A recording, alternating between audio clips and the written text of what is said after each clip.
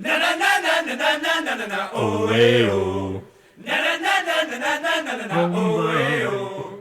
Na na na na na na na na. What do I say during this part? I don't follow. Hello and welcome to Three Guys, One Cup. I am Dave Mankoff. Andrew Nopinski.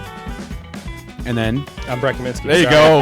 I was trying to pull up the chat on here, but I realized I'm in the wrong episode. You are. You renamed it, or used the wrong one. The TV has a face on it right now. Yeah. Why doesn't the TV introduce its face? The TV's face is EJ. Hello, EJ. How are you doing? Good. You? Good. Thank you for coming on. We've been promoting the heck out of you, and so introduce Which we appreciate. Definitely introduce yourself. Tell us a little quick blurb about yourself, and then we'll play a video too. All right. Well, I'm EJ De La Pena, and I'm a actor, producer, writer out in the LA area, and I'm currently working on a project called Nobility, which the best way to think about it is the office in space. Which is genius, by the way. Thanks, man. I can't believe no one thought of that. Like when I heard that, I was like, "Of course!" Like that is, of course, you know. Yeah. It's brilliant. Thanks.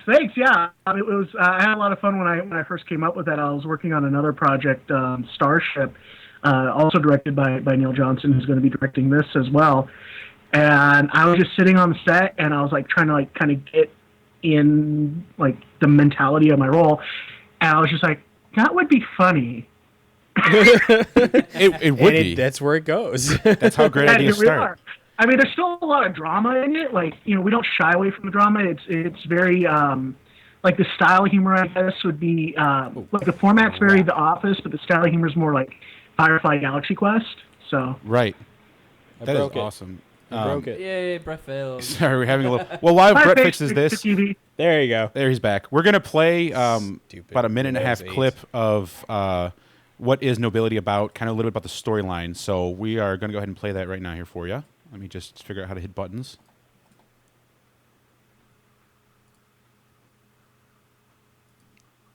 Have I ever mentioned how much I hate Windows 8? Yeah, only every day. Why isn't there sound? Well, I'm currently on XP, so... Hang on a second. I'm having another problem here with no sound on the video. Do you have your video output turned on? Yeah. Oh, yeah. Remember you lowered sound for the music. Yeah, I don't think it was a different mixer. Let's try this. Yeah, okay. There we go. Yay.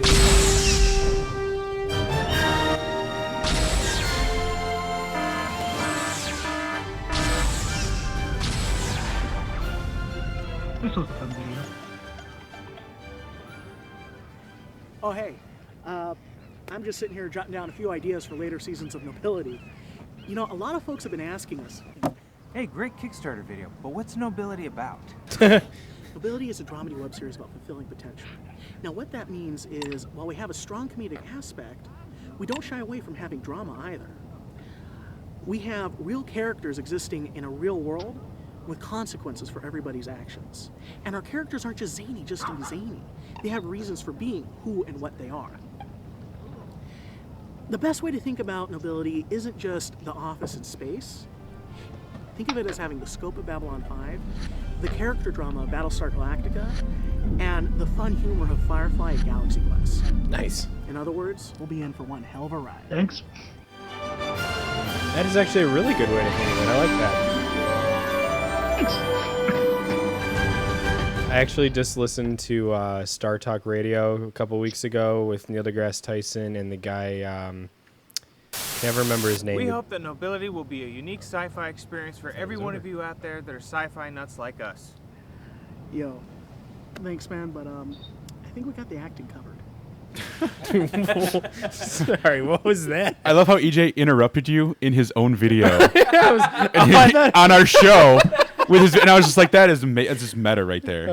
That is awesome. Well, I can't hear the video. I'm not hearing anything, so I don't know. Oh, sorry. That's funny. No, it's fine. It's just like all of a sudden everybody got quiet, and I'm like, You're like, I think they're watching the video. Do you not have the stream pulled up? That would probably break. I don't want you to wreck your bandwidth if we're running into problems with that. But yeah. Yeah, I run, like, I'm running off of my like Wi-Fi test on my cell phone. So yeah. Oh, Jesus.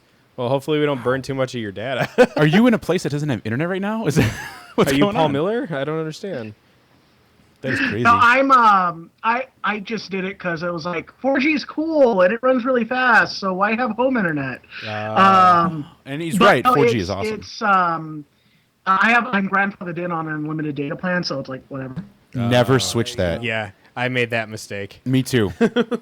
I have Verizon, and I made that mistake of switching over, and then I'm like going over all the time with 2 gigs, all the time, Ugh, it's awful. because you're so used to having unlimited. But it is awesome. So let's Last talk. month I was like 180 gigs. I bet they're just like, please, EJ, we'll give you free phones. Please stop ruining everybody else's wireless experience.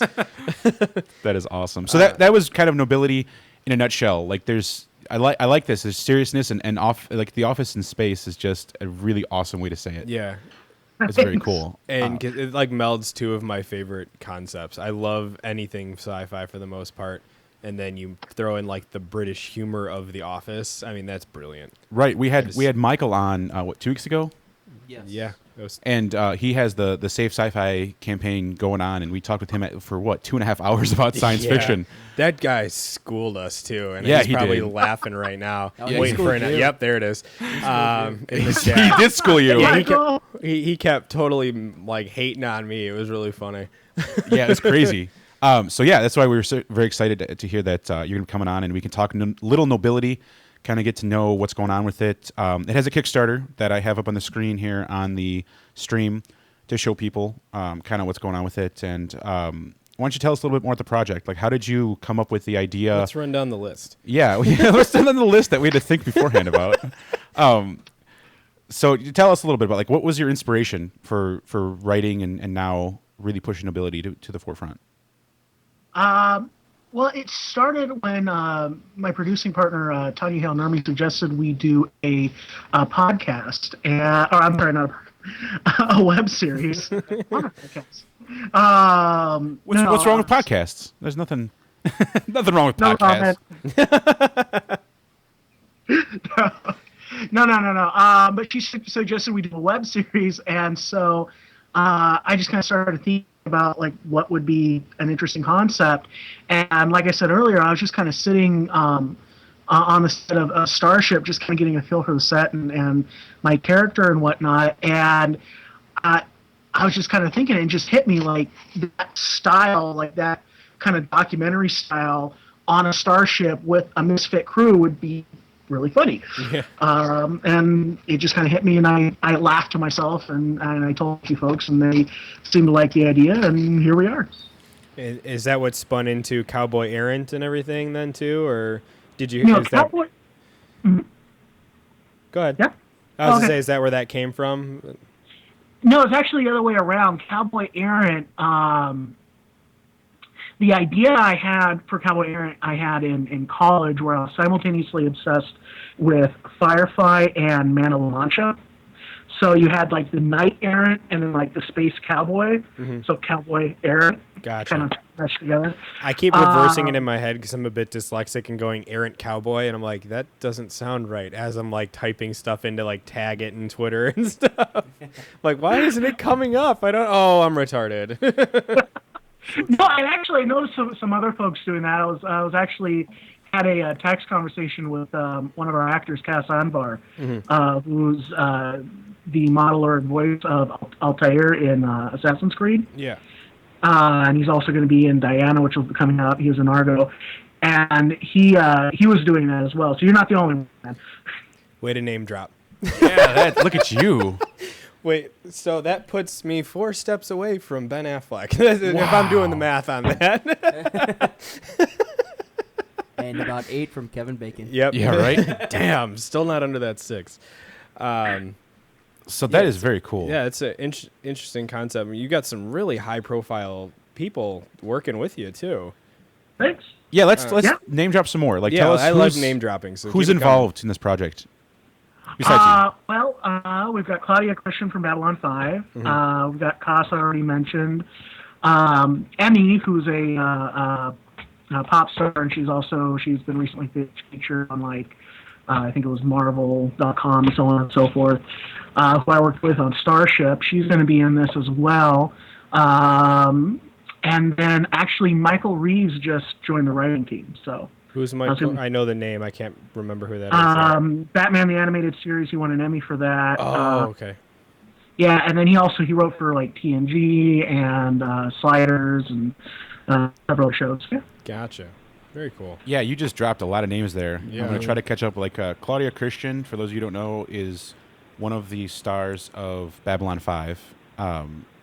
Very, very attractive, very smart female. I'm put a picture of her on the feed right now. But she was awesome in Babylon 5. Like I loved her character. It's very cool that she's involved with this as well.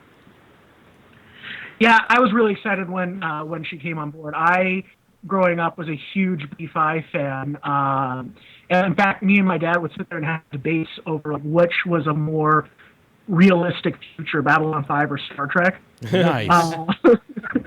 And yeah, it was fun. And when we were able to get her on board, I was very excited. And she's definitely going to be contributing a lot to the quality of the acting on the show. Definitely. Yeah, she's an all-star actor for sure. I use Narn a lot in a lot of my handles and stuff like that. It's in my email address and stuff like that. I was a huge fan of Babylon 5. Narn and Jakar. Jakar is my man. I love that character. That is actually the only space drama or space opera that I've never watced. It's such terrible. a good show. And everyone tells me that, and it's like in the queue for me to watch. The first season does not hold up as much in 2013. But I have a lot of nostalgia to that show. Like, it got the later seasons got really, really good, and it's got a really cool concept to it. I just know they always make fun of it on Big Bang Theory. Do they really? The time. Yeah, Sheldon hates Babylon 5. What? Yeah. Yeah. Well, he's a Trekkie. Yeah, he's big time Trekkie. Which leads us to our next question: Star Trek or Star Wars? Yeah. What are you, a Trekkie or a Star Warsy? Or Babylonian? Yes. I had, you know what? It's funny when I was thinking of that. I had a feeling. I'm like, I have a feeling he's gonna be like, I'm both. You fools. Like, yeah. You can like guys both. Are morons. I like both. I'm definitely more into Trek than I am Wars, and I had a lot of fun with the rivalry. But I really do like both, and I grew up with both, and obsessing over both. So to say, which do you like? Well, yeah, I like them both. Right, and you can there's nothing saying that you have to like this sci-fi over that sci-fi. It's just one of those really funny things in sci-fi where they're like, well, you can only like one, and it's like, no, you can't. I was never a big fan of the old Star Trek stuff, but the movie that came out a few years ago from J.J. Abrams absolutely turned me around, and I was like, now this is a Star Trek movie. This was they that did got a really me good going. job with it. Too many lens flares, but it was good. Right. So that movie really got me, and I was like, okay, now I can like both. Like now I can say I like both. How do you feel about? Have you seen the Hissy? What's that? The how it should have ended. I call it Hissy. Wait, say that one more time. The 2009 Star Trek How It Should Have Ended. No, I haven't seen that yet. Oh, it's great. You should check it out. It's a blast. And at the end, when they're getting sucked into the black hole, he's like, "Okay, and turn off the lens flare generators." Seriously, who creates a ship that has lens lights flashing from every direction? That is awesome. that is amazing. That is another great series, though, on YouTube. How It Should Have Ended. I'll have to definitely check out that Star Trek one. Yeah, that sounds really funny. I'm gonna have to check that out. That was a blast. And the ending, I don't want to give it away, but the ending is classic. Definitely, I saw that it's like 2.5 minutes, so we can't show the whole thing on here, sadly. Otherwise, we get sued. But that definitely have to watch that. What? We can't show the whole thing on here. I don't think. Oh, it's like 2.5 minutes. Yeah, no, I don't want to go through another copyright dispute with YouTube again. YouTube does not like us to use other people's work, which I understand completely. We usually be able to circumvent it because we're a broadcast show. We talk about things live on the air. But we don't want to poke the bear. Yeah. All the time, at least. We already poked it too much with a banana. Yeah, right. So now, speaking of Star Wars, how do you feel about Disney buying Star Wars and making a bazillion movies every year for the rest of our lives? I'm kind of split on that one because one of the reasons why I started getting into Trek more than Wars was because I got sick of watching the same movies over and over again. Whereas when I was a kid, you had 6 Trek films and 2 series concurrently running at any given time. So it was like I could just, I actually remember the moment where it's like I watched I don't know, Jedi, I guess, for like the billionth time. And I go out and it's like in the 5th season or 6th season of DS9 and you have the Dominion War and all that stuff going on. And I'm like, I'm going to watch this because I haven't seen this yet. Yeah. Yeah, know? it's a very valid So- point because Star Wars really just has those 6 movies and only half of them are really, really good. In a shit ton of fan Exactly. fiction. And then there's also novels. There's also a megaton of novels which are okay, but like there's not a lot of content. The novels aren't considered canon, though, I don't think. Not all of them. No, most of them No, are not. no, they're not. But if you were asking who Michael Reeves is, he's very well known for his Star Wars novels. Oh. Oh, really? He's got a lot of them. Oh. And that's been one of his main mainstays over the past 20 years, I guess. Because I might have even read his. I'm terrible with author names, but because I've read probably about 15 or so Star Wars novels, and I've actually liked most of them. Most of them are really, really good, and you're always like, this could be made into a movie, Yeah, well, I mean, that's kind of what did it for me was that. I mean, also like Star Trek kind of delves more into real world problems and moral dilemmas that more than Star Wars did, and that was another thing that kind of attracted me towards Trek. But as far as Disney buying it, they've bought enough properties without ruining them so far that I'm not too nervous. I think it's interesting that J.J. Abrams will be directing both that and Trek. Yeah. Yeah, that's fascinating that they're doing that. Like, that's a very good move. Yeah. I'm curious on how that's going to affect the narrative, though, because they've been so distinct. And with J.J. Abrams, who's primarily a Star Wars guy, to my understanding, doing both, I'm wondering if that's going to kind of some of the styles going to start merging in a lot of respects. Right. I'm anxious to see. Like, I'm going to give him a big chance because I did not like the last 3 movies that came out. As much as I like the ones that came out back almost before I was born, kind of thing. Well before you were born. Not well before, but so 10 years before I was born, so. Yeah, right. I mean, it was a few years before I was born, so I'm gonna give him a chance because they did really well with Star Trek. Like they hooked me on, and I cannot wait for the next one. And I'm like, if more Star Trek movies were like that, I would go back and watch a lot of them. And I know the TV shows were actually really, really good. I've heard. Yeah. They are. So I might have to sit down and take a gander at those. But So the next ultimate question: your favorite series of Star Trek?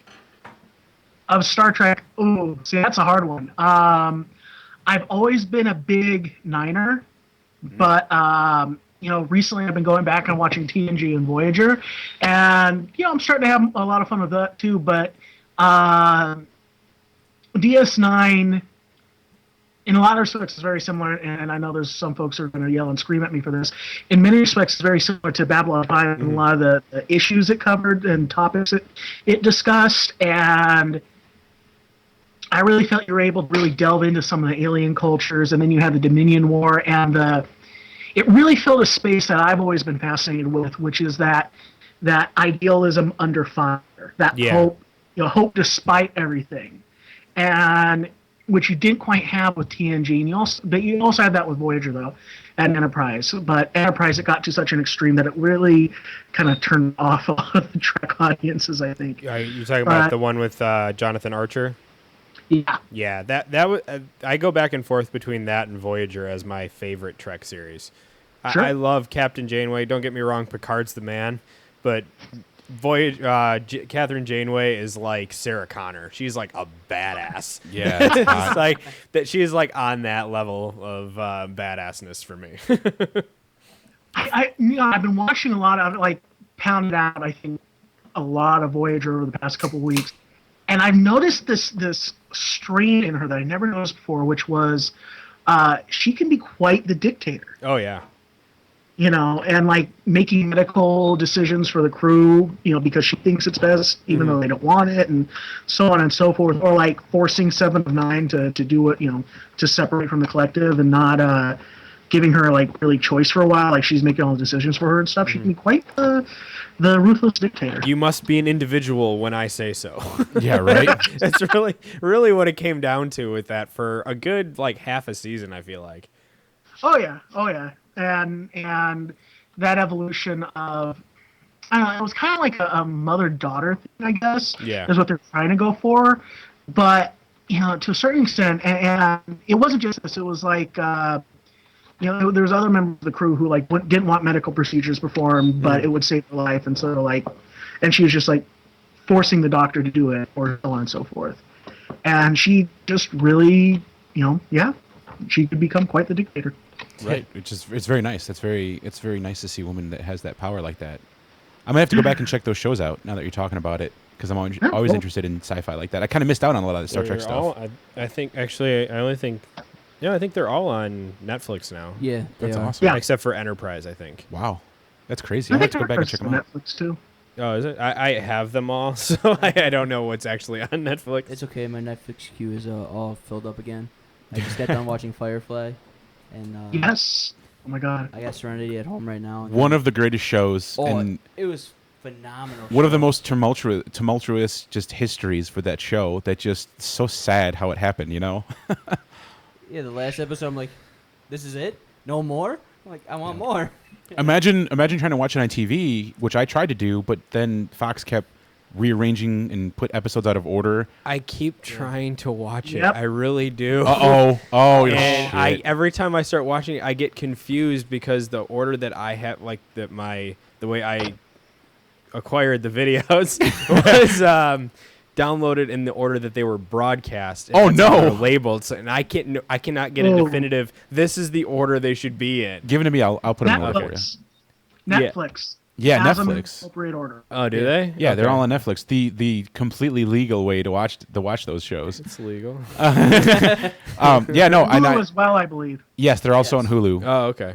And that's I'll how have to I've do it watched that them way. a couple times on Netflix, and that's an amazing show. I've seen Serenity. I loved Serenity. The movie's great. Because you told me I tried watching Firefly the first time, and I watched the actual pilot, and I just didn't understand. You're like, watch Serenity. So I was like, okay, I watched Serenity. I'm like, okay, this is pretty badass. So I keep trying to go back to watching the actual show, and I just You should. It's good. It has a lot of good distracted. moments in Yeah. it. There's a lot a of lot like, of good fun. one-liners and stuff. Right. It's very funny, but it's also has very serious. It has good seriousness at good moments in it, and good characters. That's really important in sci-fi. What does that remind me of? Oh. I don't know. Yeah. It's not Office in Space though. I'll tell you that. What sci-fi true. needs in the vacuum of space, you could say, is an office show like in space. An Office Space? And an office in office space. Yeah, exactly. Do they transport paper? That should totally be a gag. I have like a random Dunder Mifflin pallet in the cargo bay. That would be hilarious. I would seriously piss my pants if I saw that. If you have your legal department look at that and make sure it's okay. Well, Staples owns the Dunder Mifflin brand. They actually carry Dunder Mifflin paper. Because of the show, Yeah. because it was so popular, they decided to, and that's an awesome move on their part. Very nice. I wonder if that was like some sort of like negotiation with the studio or something. Oh, I'm sure. I'm sure. Yeah, they're like, hey, a lot of people like this show. Let's sell it's, paper. it's genius, and that's exactly what you should do. Because I would definitely buy that just to say I have something from Dunder Mifflin. It's a very Not too smart move. self. Go to Staples. Yeah. Exactly. Get your people on that. Figure out if you can do that, because I would seriously die if I saw That'd that. be amazing.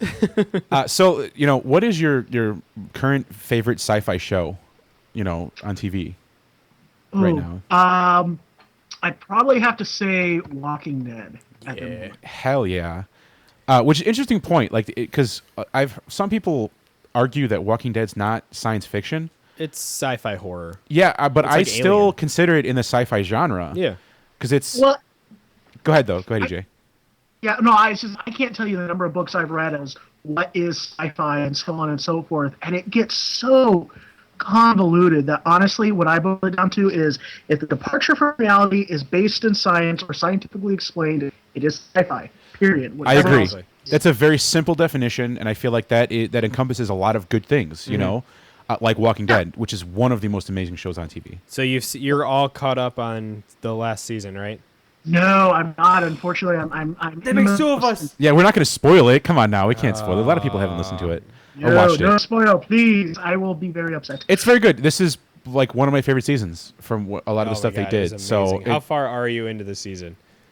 I'm into season 2. Oh, okay. It's We good. can't Ahead of say me, though. anything then. no, it's definitely worth checking out. They did a very, very good job. I like how it's different from the comic because I'm not a fan of comics, but I tried to read the comic and was just like, I'll watch the show. So I can't really read comic books. You're not a big comic fan. You had Surprisingly. my first 3 Detective Comics comics for like a good 3 months. And I read the first one, and I was like, I'm done. I always have issues trying to read comics. Like I get confused, and I always see what's coming, like because it's on the same page, and you're like, oh, like I have ADD when I read a comic. So yeah, but the show does a really really good job of being different enough, and then catching my attention and keeping it with good characters and stuff like that. So that's a very good show. How about your favorite sci-fi movie of all time? Doesn't have to be current; just could be anything. Yeah, that's a hard one for me because there's so many. Well, do you have like one movie that late at night, you can't sleep or anything like that? You can just sit there and you throw it in, and you're like, this is my special spot. Yeah, this is like the movie that I go to kind of thing. My go-to movie. See, again, there's like about 5 that I go to, and most of them are like really nostalgic ones from my childhood. Sure. Well, name them. You can have 5. Well, you can have 5 favorite movies. I'm sorry. Uh-oh. Hello? No, I could hear you. I didn't hear what you said right there. Oh, I said you can have 5 favorites. Yeah, you can have 5 favorite movies. What are your 5 favorites? In that case, Blade Runner is definitely up there. Armageddon, Independence Day, Highlander. Oh crap! Dave just came. I did. Highlander. he seriously just went. Highlander is sorry to interrupt you before we get to your last one. Highlander is my go-to movie. Like that is my favorite movie of all time in any genre. All right, Dave. Now you got to say the quote. There can be only one, and it's Highlander. No, I'm sorry. What you were saying? I was sorry to interrupt you, but I was just saying Highlander is my go-to movie. It's my most favorite movie of all time. So good choice. Well, thank you. It's always been one of my favorites since I was a little kid. I go through phases where I'll obsess over one movie, and that's one where I definitely will every 6 months to a year I'll come back, and for a few months I'm just constantly watching it over. Yes, it's very true. Like it's just one of those that you can't get away from. It's the first one is so good. Oh yeah, the others don't exist. Yeah, there's nothing after that, and 2 is okay if you want to have a weird acid trip, but then the first one is the absolute be all and all. Yeah. No, the problem they did with the first one is it was so good, but it was self-contained. Yes. And they were trying so hard to make it into a trilogy and then a TV series that they just kind of screwed the canon. And the 500,000 books, and there's just and if there 5 can be movies. only one, and there's only one at the end of the first movie, how can you have more movies? Right. Well, they're aliens. Like that. That's such a weird cop out, Yeah. for the second one. Yeah, that was, and then the whole bit about the ozone and Yeah, the second one was just doing too many things, and it was just play Queen and cut people's heads off, and everyone's going to be happy. Oh, Queen! Now after this, I'm gonna have to go watch Highlander. Game. I know. I'm gonna have to as well. It's on Netflix, so it's all good. Oh, you're right. It is on Netflix, and it's like I'm using the old VHS that my parents bought in the '80s. Oh wow! Wow. No, watch it in HD on Netflix. It's amazing. And Queen, I love how the whole soundtrack is one band. That's very rare for them to do, and it was just that movie just had all Queen. Oh yeah, which was a huge move, or a great move, and definitely just kind of added to the feel of the entire film, I think. But definitely, Queen's one of my favorite bands as well. So it's and I think because of Highlander, it kind of concreted that when I was younger. It's just these are just both go together so well. Mm-hmm. Yeah. So it's a great thing. So what's Princes of the Universe is just a great song, Oh period. yeah, it's perfect. It's very good. Well, it's not a great song for the movie. It's a great song, period. Yes, it holds up. I can listen to it without having to think about Highlander. You just have it playing. It's just one of those normal songs I listen to. Exactly, which kind of gets me wondering. I was taught that a great scene in a movie doesn't need the music, but perhaps, and I still think that's true, but perhaps a great soundtrack also doesn't need the movie. Very much so. Yes. There's only a handful of songs that are really good without the movie. There's the Terminator soundtrack. I really like that one as well. There's things like that hold up outside of the movie, and you're right. Yeah, it does go both ways like that. It's just a thought that occurred in my head. Yeah, it's a good thought. So what was your inspiration for the character development of Nobility? Because you really haven't touched on it, and I have that that first 5 pages of the script, and work has just been apeshit crazy that I have not been able to actually sit down and read it. But what was your, like, what kind of characters have you, like, from other things have you tried to, or maybe not tried to, or inadvertently modeled your characters after?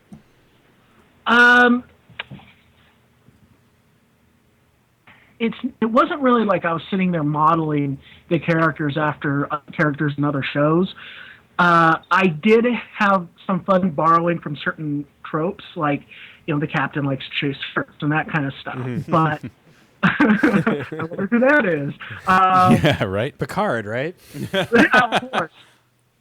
Oh, Picard. You know, if there's a captain I ever would want to be, it would be Picard. Like, who I admire the most, but Kirk has so much more fun. Yes, he does. It's all about the fun when you're in space. You're traveling at warp 5. You should be able to do whatever the hell you want.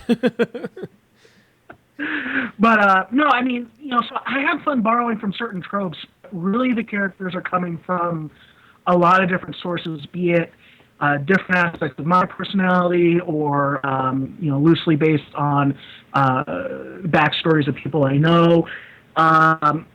Initially, I mean, the way it evolved was I came up with, like, just the kind of generic, okay, this guy is going to be the, you know, hyper over-the-top guy.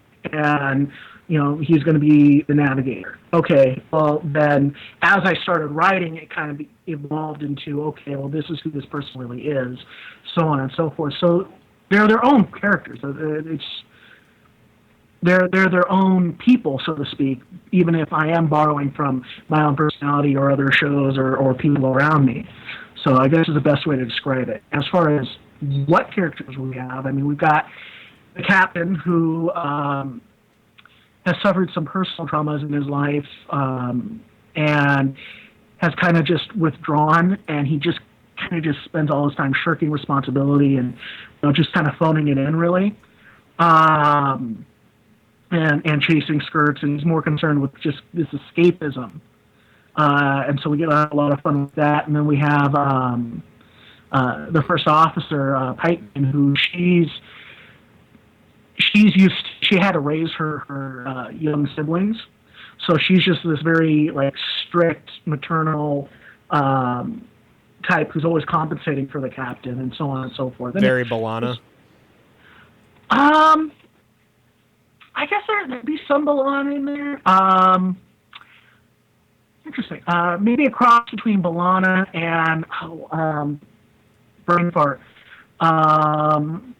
What's her face from Gina Torres' character in Firefly? Zoe. Oh, okay. Oh, okay. Yeah. So if you cross B'Elanna with Zoe, maybe B'Elanna's temper with Zoe's dignified nature. Okay, that's fair. Yeah. I had an interjection about the captain, and now I can't remember what it was because I thought of it, and then we started talking about the next character, and I lost it. So I will think of it, and I will interject it at a later point. Just throwing it out there.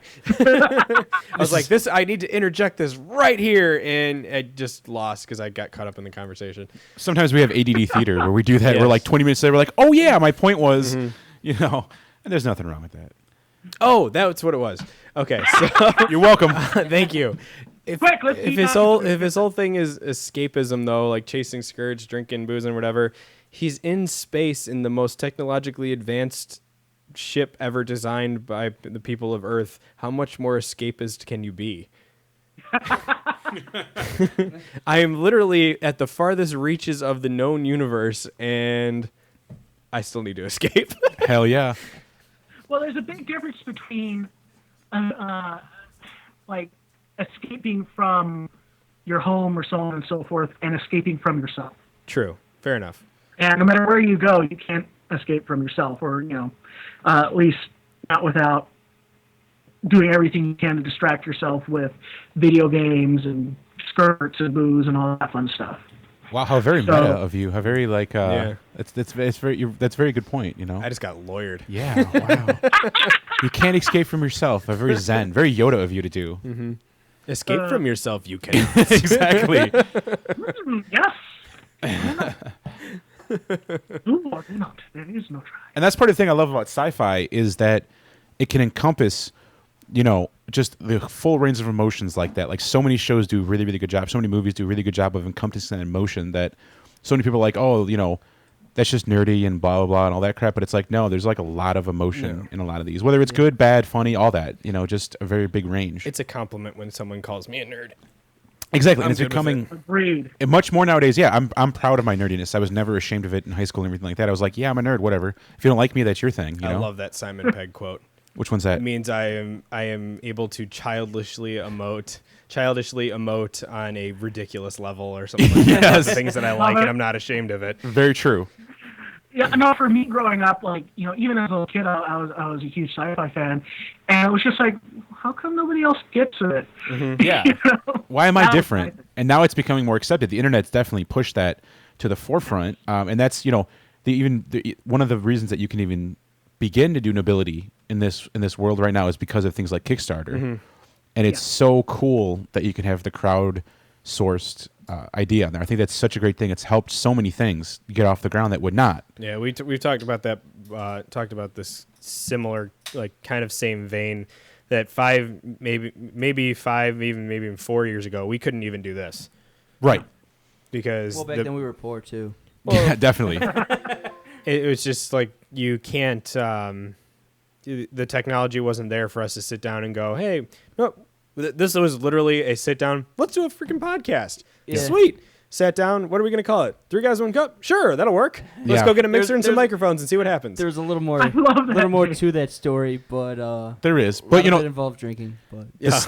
Copious We'll amounts of bypass- alcohol. we'll bypass those parts.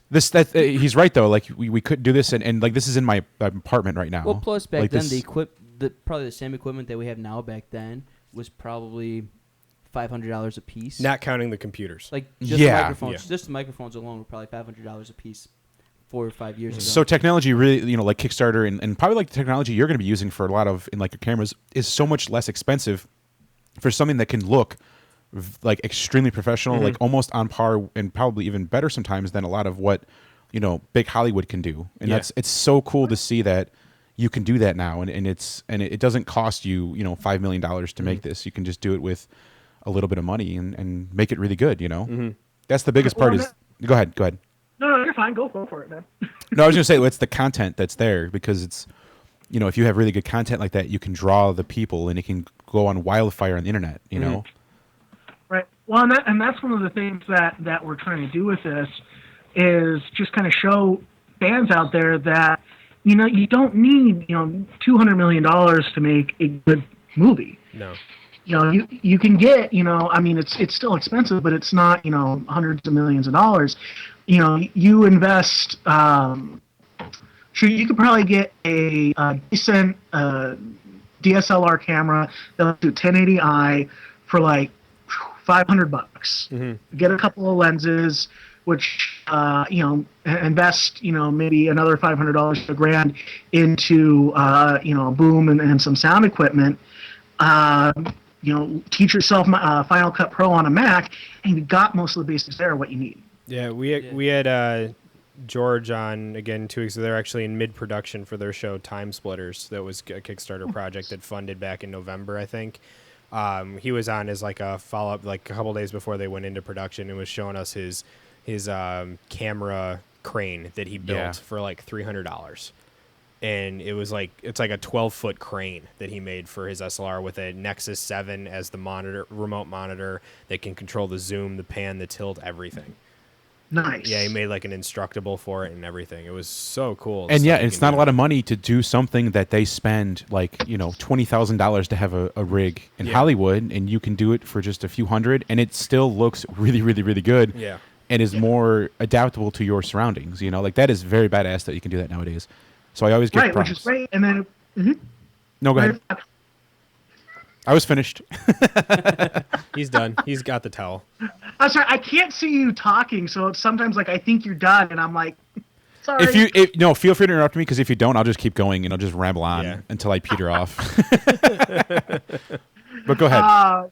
No. Well, and that's exactly kind of the point we're trying to make with Nobility is because things are cheaper now, if we can use this as a pilot program so that sci-fi fans can start creating their own projects, and if sci-fi fans can take ownership of the genre, then we're not having to worry about another Firefly happening where the studios don't get it and they just kill it before it's Stargate time. Universe. Yes, and that's Right? Oh my God, that was such a good show. Sorry. it was. That's such a good point because it's like these like sci-fi is with the two Ys take like they have a track record of fucking up a lot, and it's like they have a lot of money to throw at it, and it's like, oh my God, guys, This you have pilot season, though, they are doing it right. They have 5 new space operas that they are putting out there. that's impressive. Well, here, going back to amazing. the sci-fi with 2 Ys, what do you think of Defiance? Oh yeah, Yeah. Mike has been bugging me to ask this question now. I'm about to get a finally on the chat. So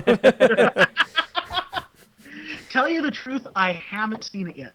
I have it DVR'd, and I'm going to be seeing it soon. What I have seen, though, is one of the making of documentaries that they were doing, the promos in the run-up to the premiere, and it looks really interesting. I think they've got a really expansive universe. The entire video game, TV show mix there, I think is going to be a very interesting model if it pans out. And I love Michael Menken's work, so anytime he's doing something, I want to watch it. So apparently, of the 4 of us, I'm the only one who's actually watched the whole first I've seen episode. it. Oh, you I've saw seen it? the first and second. The second one's out already? Yeah, it I've came only out seen on, the it was first. yesterday. Oh, I was Honestly, busy. the best way to describe Defiance is a cross between Firefly and Eureka. Is it? Interesting. Yeah, that is like it. That it's the story to the Coming T. from someone who hasn't seen Firefly. You what? Coming from someone who hasn't seen Firefly. No, I've seen enough to know like the man. It's Norn! no more guests on the show. I just get railed every time. EJ, I love you. That is awesome. He just smacked you from across It the. was too easy. It was low lying fruit. I'll give you that. Low hanging fruit. But yeah, I've seen enough to understand the concept of it. Thank you very much. Awesome. But it's pretty much what it seems like to me, at least. So after you watch it, you're gonna have to tweet me, Facebook me, or whatever, and just let me know what you think of it because I'm curious. I'll tell you what I thought of it. I saw the first episode. I actually No spoilers. none. I actually really liked it. Like that, it had good pacing. It started off as every sci-fi show should, and you kind of have no fucking clue what's going on, but it quickly catches you up. It has. I think it's going to have really good character development. I feel like that is part of what they're doing with this is they're really taking a second to show the characters a bit more, and some of them they're not right away because they're going to later kind of thing. They're taking a Battlestar approach to it with Very much so. Really developing the characters out. Plus, with the end of the first episode, it really sets you up Oh. for... I was like, I'm gonna smack I'm not giving spoilers. Okay. It really sets you up for the next episode. Yeah. And Right. Like, I haven't seen the second episode, but I can only imagine where it could go from there.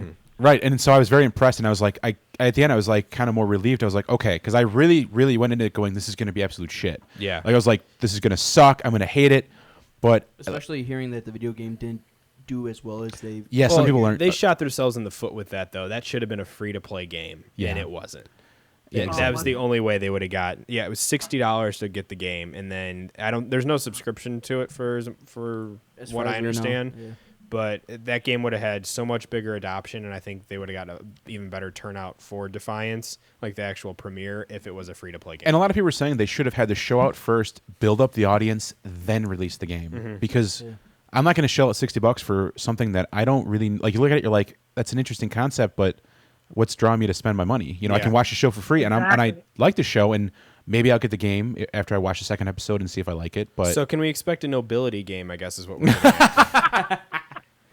nice. I would not say no, but hey, if EA Games or Blizzard, oh God, if Blizzard came to me and said, "Let's do a Nobility game," I would be down. You would sell your soul in a second to the devil that is Blizzard, and I wouldn't blame you for a penny. No, of that. Diablo. Exactly. I mean, yeah, Blizzard is amazing. I will give them that.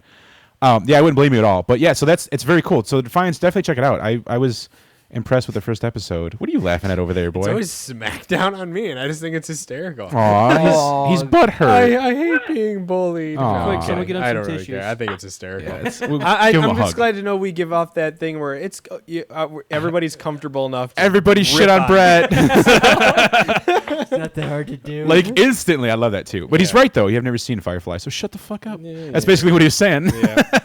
No, but it has Smackdown. Defiance. It has a little bit of Firefly in it. Has that kind of southern feel to it, which I really like. And a lot of other, obviously it's borrowing from other sci-fis as well because that makes a good show still. But it has unique characters in it that I think that it'll take hold. I hope so. If sci-fi doesn't fuck it up. Now, Brett, is the second episode hour and a half as No, well? it's 43 minutes. 43. Yeah, it's like a normal show. Okay. I have to second. I think that I agree that probably wasn't the best move to have the game out before the show because who's going to care about the game if the show isn't out? Right, and especially if the game is not as good as some people were expecting, it's like, well, why would I want to watch the show now? Like, I feel like they kind of jumped the gun. They could have developed the game a little bit more and let the show take hold. Or if they just made it free to play, and even if they did it simultaneously with the show, make it free to play, and then maybe an expansion down the road you can, charge $30, $50, $60 for. Exactly. But just right now, their focus should just be getting it out there and then making money off of advertising revenue or when people buy, in-game advancements and all that kind of stuff. But Microtransactions, that's where it's at. Yeah. Well, tell you the truth though, it's a new model. There's always going to be kinks within it. Yeah. Definitely, and it's a new idea to have a show and a game come out at the same time like that. Like that's a very cool idea, and I'm glad that they're trying something extremely different that no one else is doing. Right. Well, and the characters, like the storylines are going to intermix and both be canon. So that's another thing that is new about it. Right, and that's a very interesting concept. They could do some really, really cool things, like have nods to both the game and show, and really kind of bring the fans into both, like cross-media platforms. Yeah, I think the game takes place in what's left of San Francisco. Yeah. Does it? Yeah, it's not. It doesn't actually take place in Defiance, even though the game's called Defiance. Right. Well, that's. But it's in the same universe, and the Yeah. characters, like from one, will occasionally make an appearance in the other. Yeah. Yes. Okay. And they have similar storylines, and they may intersect at certain times in the show and game too, which is what I've heard. Precisely. But it's a very cool idea. So yeah, I'm going to turn the light on. I was just gonna ask. I'm like, I think we're losing you on the video. Oh, Yeah. did it finally get dark where you're located? Yeah, no, I'm in SoCal, so yeah. That's hilarious. Yeah, when we first started, it was nice, bright light, and definitely dark here where we are in the Chicagoland area. And then Nobility said, "There shall be light." Exactly. That was maniacal sounding. Very nice. I do all sorts of noises. Well, that's the thing too. When I watched your Kickstarter video, like Sure. I loved the pacing of the very first. I love that. I don't want to say slowness, but it is. It's like a this story. Yes, It was it's awesome. like this. Yeah. You're just slowly bringing you in. I love when movies and shows and stuff like that do that because you're just like, what is this happening? Like I know something cool is going to happen. Like I We love should do that you just. next time. Our Kickstarter video was awful. Well, it's just us sitting there, but I that drew me in right away. Where I was like, this is really interesting now because you can see your filming technique. Like you can see where the puck is going. In our hockey speak. Thank you, Gretzky. Yeah, exactly. Because you could see the writing and the storyboarding in your head, kind of thing, and then that takes a lot of work coming from us trying to do some little things too. It takes a hell of a lot of work, and when you pull it off like that, you're like, cool. Like, can you draw me in from the first minute of your video with you just get out of a car and stuff like that? That's badass. So props to you for that. Thanks. Yeah. It wasn't all me. It was definitely a team effort.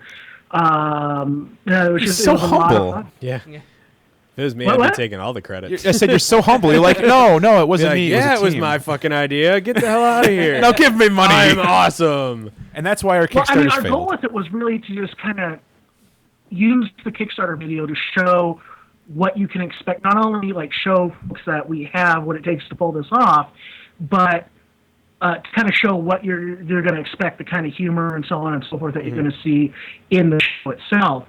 And it was scripted, to tell you the truth. We scripted it out, and Right. this is going to happen. And then we had a lot of fun with changing things around and ad-libbing and so on and so forth during the actual filming. But But I also the the graphics you guys had, like the graphics that you showcased, was honestly better than a lot of like those quote unquote cheap sci-fi movies that where they spend a few $1 million on those and stuff like that. Like the graphics were really good, and you're like, wow, you guys did this. Like that's awesome. Like you're like, holy crap, that's so cool. It just brought it up to a different level of professionalism that I was like very, very happy to see. But now I have to be the devil's advocate here. You guys are 34 days out, and you have $5,900 on your $45,000 goal. What happens if you guys don't fulfill? I'm sure you guys will at the pace you guys have been going. I'm thinking you guys are probably trending somewhere in the neighborhood of 103%. But Okay. I've got to ask. I've always got to ask that hard question. So, what happens is we start looking for other routes to funding. We start talking to folks, possibly. We just start looking for other alternatives. I mean, we'll go to, we'll try to look for traditional funding. We'll continue to build a fan base and so on and so forth, so that perhaps down the road, maybe after we get season 1 out, that'll give us more of a fan base to do season 2, Kickstarter for season 2, so on and so forth. But one way or another, this is going to get done. One way or another, this is going to get done. That's what I want to hear. It's always interesting when you get to these Kickstarter projects, and it's like, if this doesn't if we don't make it, this doesn't happen. So long, farewell, kind of thing. And a lot of them that say exactly what you said, EJ, their Kickstarters, through one way or another, they come to fruition. Yeah. Like whenever they're like, we're not going to give up. Like this isn't the end. Like we're not going to die with this. Like the Kickstarter's not the be all end all. Like that shows passion, and that is.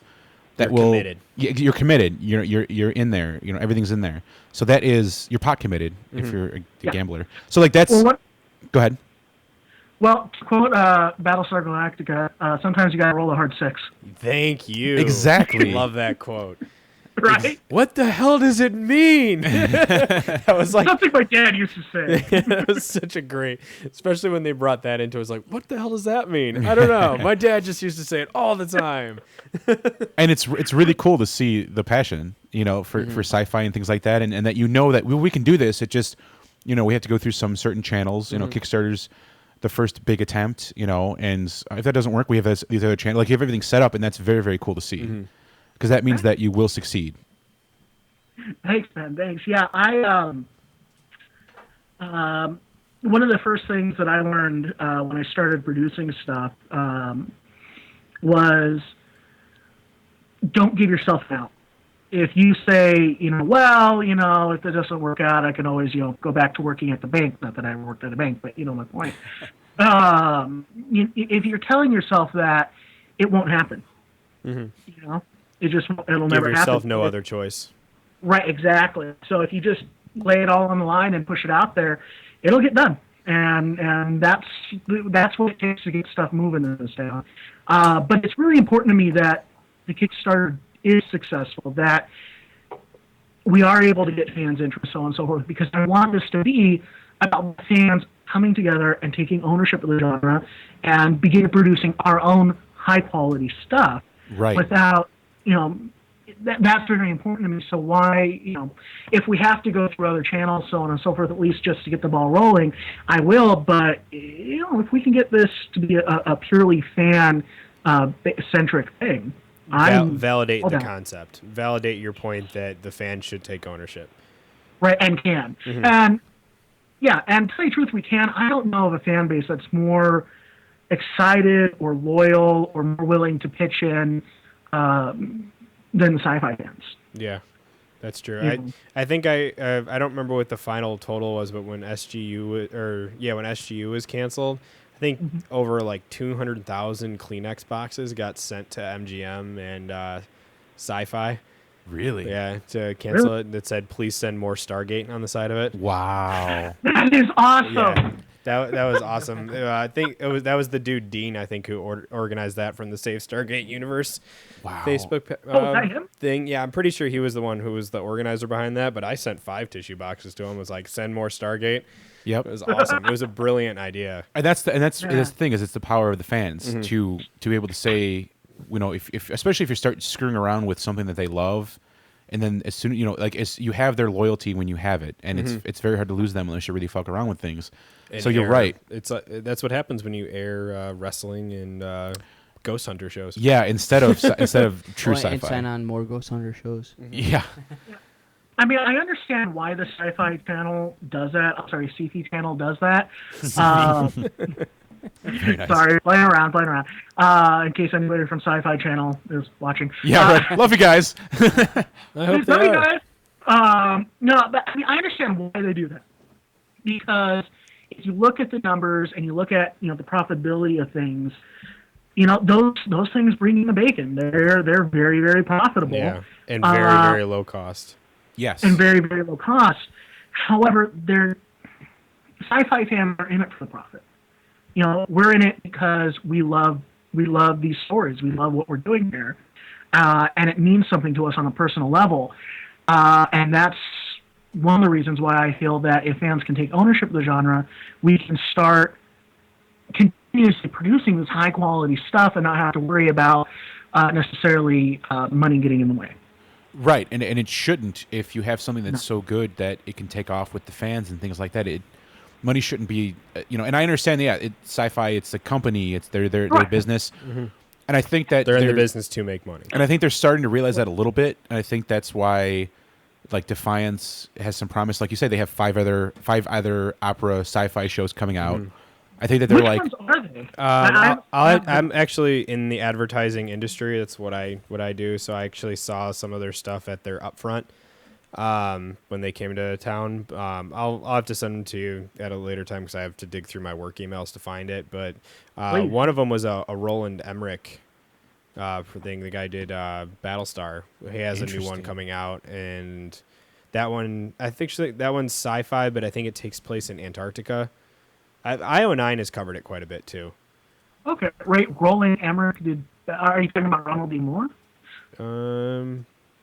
Maybe I am. Maybe I'm mixing up names. Oh, we got to fact check Brett now. No, that sounds right. Yeah, you're right. I'm retarded. Yeah, it was Ronald D. Moore and David Icke did ESG, the new one anyway, and then it was Glenn Larson did the old one. Yeah. He had 1.5 beers, so he's feeling it right now. No, I'm he's on already 4. I know. 4 and 4 hours of sleep. Yeah, and I've just been drinking caffeine, so yay, Pepsi Max. Pepsi. Ugh. My brain's going yay while your brain's going, huh? Yeah. Which is usually Brett. So yeah, that's just my natural expression. But I'm still happy to see sci-fi kind of going and being like, oh, we need to make some science fiction shows. They dumped $100 million into Defiance. Did they really? Oh my god! $100 million for the first season. Oh my god, that's so much money. You're gonna see that. You're gonna see that in all the that hurt all the other shows. Mm-hmm. Yes, especially if they have enough of a budget to do a whole lot, and since they probably use the studio model, which is a lot more expensive than the indie model, which is what we're using. Mm-hmm. Actually, we're using a new model that's a variation of the indie model. But interesting. Care to elaborate on that? Because that's a little over our heads. Okay. The studio model is, okay, you're paying, your DP is getting, thousands of dollars a day. Your director's getting thousands of dollars a day. You're spending tens of thousands of dollars a day on rent studio space and equipment and so on and so forth. It's just very expensive the way that model is set up, but it's done by the networks and the studios who have that kind of money to throw around. Gotcha. The indie model, your bed-bottom stealing, pays a lot less, so on and so forth. And then what we're calling the Neil Johnson model. He's the one who's kind of created it, where you're working with a minimal crew, you're working, finding avenues to get things cheaper, so on and so forth, using equipment you already own, et cetera, renting from friends cheap, that kind of thing, so that you're able to produce high-quality product for a fraction of the budget. Gotcha. Which you'd really think that a lot of these big companies would want to do, like Sci-Fi. They would want to produce more indie things to get more bang for their buck, so to say, Mm-hmm. Yeah, I mean, Hollywood is very entrenched. It's very set in its ways, and certain ways of doing things are very entrenched for various reasons. Mm-hmm. And so getting them, a lot of folks, like, for example, if you're going to investors, most of them won't look at you if you're asking for anything less than $5 million. Ugh. Right. Wow. But, so if you're just looking to make something for 300K, you're going to have to go out of pocket in hand, a lot of the time. So on and so forth. And it's just, there's these certain concepts that you can only make a movie with using these millions of dollars or these hundreds of millions of dollars or so on and so forth. I think the Mortal Kombat movie the Mortal Kombat Legacy movie. Yeah. Oh, no. The one they're about to make, not the old. Oh, okay. I was going to say, that old one was so bad. Right? But it had what's his name from Highlander in it. Yeah, I was going to say it had Christopher Lambert. So I liked it. So I liked it. Oh, God. But that one, the web series they did, they were Warner Brothers was going on and on. I doing a lot of research into that. And Warner Brothers is going on and on. But, we did it so cheaply. Oh, my gosh, so on and so forth. We only did it for $2 million. Wow. So cheaply, right? Right, Only exactly. And I'm like, you look at Dr. Horrible, and they did it for $300K. Right. Now, they didn't have all, the CGI and everything that Nobility's going to have, but, there we go. Right. Yeah. But that shows that you don't need to spend $2 million to make something that's really good. Yeah. I mean... No, you need good writing, good actors. Oftentimes good actors will cost you $200 million, but... Yeah. Sadly. No, I mean, it really does depend on the actor and so on and so forth. But if you got good writing, good actors, and a group of contacts that will, help you out and help get it done, perhaps you work out, deals on the back end, like percentage of profits, so on and so forth, you can get something out there that's pretty good, if not just as good as some of the studios is putting out. For a fraction of the cost. I feel like a lot of the studio stuff is assembly lined together, though. It's just here's the money, just make it happen. We don't care how. Whereas with these projects like Nobility and other sci-fi projects that are being independently funded, you see the passion in the people that are working in it that really makes the thing what it is. That really brings that cult-like following. Right. Well, it's like Kevin Smith when he did Red State. They did that. They did have a big budget. I think it was $4 million, but a lot of that was for cast and crew. No special effects. So they essentially made what would have been $100 million production into $4 million that everybody made their money back before the movie was even released because he went on tour with it. That. So it's you can take that independent idea and completely go, well, we don't need that much money, guys. We don't need $10 million. Let's just give me this much and I'll make way more for you. And his investors all made their money back before the movie was even released out to everybody, which is just crazy. Yeah. It does not happen too often. So I think that's a growing trend is that they're starting to look for alternate ways to do things like that. Right. Well, excuse me. No. When was that made? Oh. Red State came out last year or the year before. I think it was last year. I think it was 2011. Yeah, Okay. It's been a while. Might have been. It was a good movie. It was more of a horror-ish kind of comedy from Kevin Smith, but Okay. completely made, and he actually kind of scoffed at all of the big, Miramax and stuff like that, all of those big guys, because he was like, you don't need to spend that much money, guys.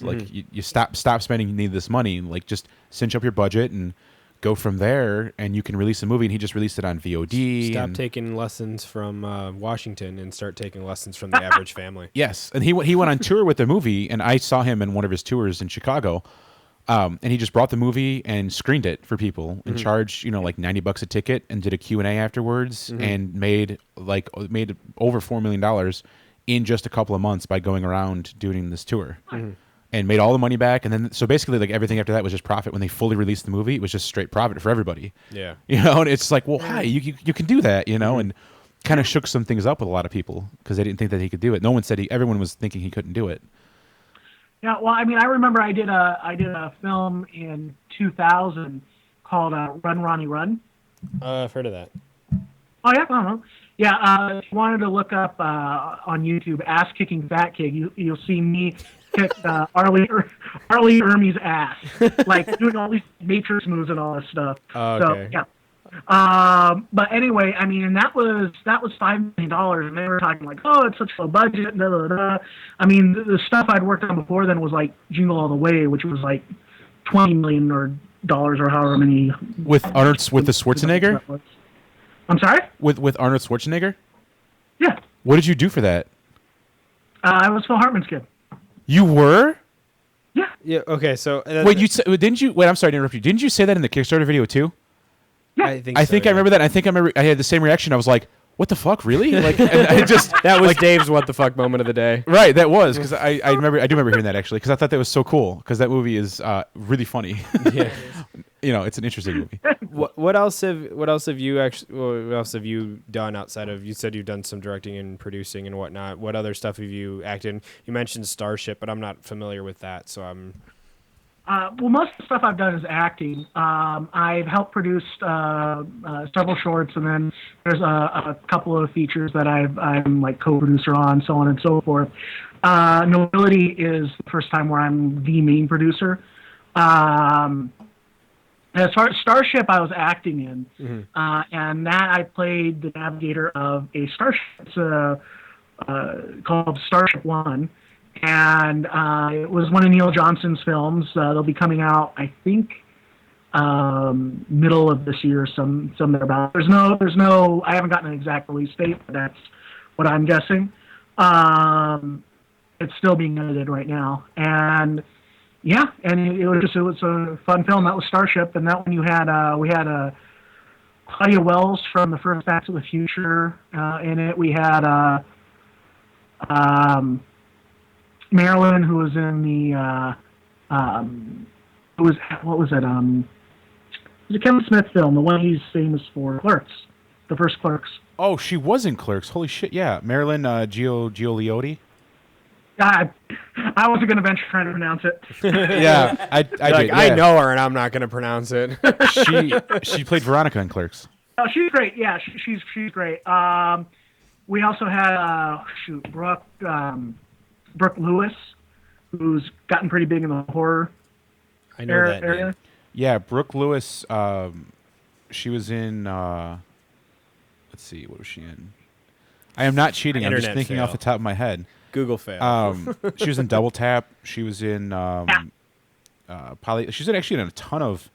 I don't want to say low budget, but lower budget like horror movies. Yeah, she's actually been in a ton of good stuff. That's interesting. Oh yeah, that's her thing. Yeah, she's really big in the horror circuit. And then there's also, who else was there? Oh, Emmy, who, if you look up, actually, Neil also directed this video. It's Freak Your Freak, and you'll see Emmy. She's her claim to fame is she's a pop star, but she's making her way into acting. And is that Emily Rose Morrison that you're talking about? Okay. Yeah. By the way, I think it's badass. I put it up here a little bit on the feed a few minutes ago, but you have an IMDb page, EJ. Yes. Did you know that? He's like, duh. Everybody in Hollywood does. Like that is that's about as legit as you can get, having a full IMDb page. Like not just like a half one with like half a picture, but this has like your entire. You have 18 credits to your filmography. Like that is that's badass. I just looked it up. I was like, holy crap! Look at all this stuff you've been in. Look at all this stuff. A lot of it, like Freaky Friday. You were in ER, Boy Meets World. You were in wait, Boy Meets World. Malcolm in the Middle. You know, you're like, I was like looking at your credits, going, wow, look at this. This is so cool. Yeah, you were in the Leave It to Beaver movie that came out in '97. Like that's so cool. Wow. That was my childhood right there. Yeah. You're like, yeah, thanks for bringing up the embarrassing old shit. Yeah. Right. No. It was really funny. I was filming Starship, and one of the other actors there found out I was on Boy's World, and I played Frankie's younger brother, Herman. Okay. Okay. We actually just about. watched that. Me and my Okay. girlfriend love Boy Meets World and just went back and started rewatching it. But she only likes the later seasons. But I'm like OCD where I have to start from the very beginning when I watch something and watch it Me through. too. Me too. Even if I've seen it before, like I'll have to like go back all the way to the beginning. Like if I go back and want to watch some Stargate, I start at Children of the Gods and go all the way through SG-1. I won't skip around, but I cannot for the life of me remember that far back. So I know. Andrew I know knows who he is. exactly. That is awesome. Yeah, and they're bringing that show back too.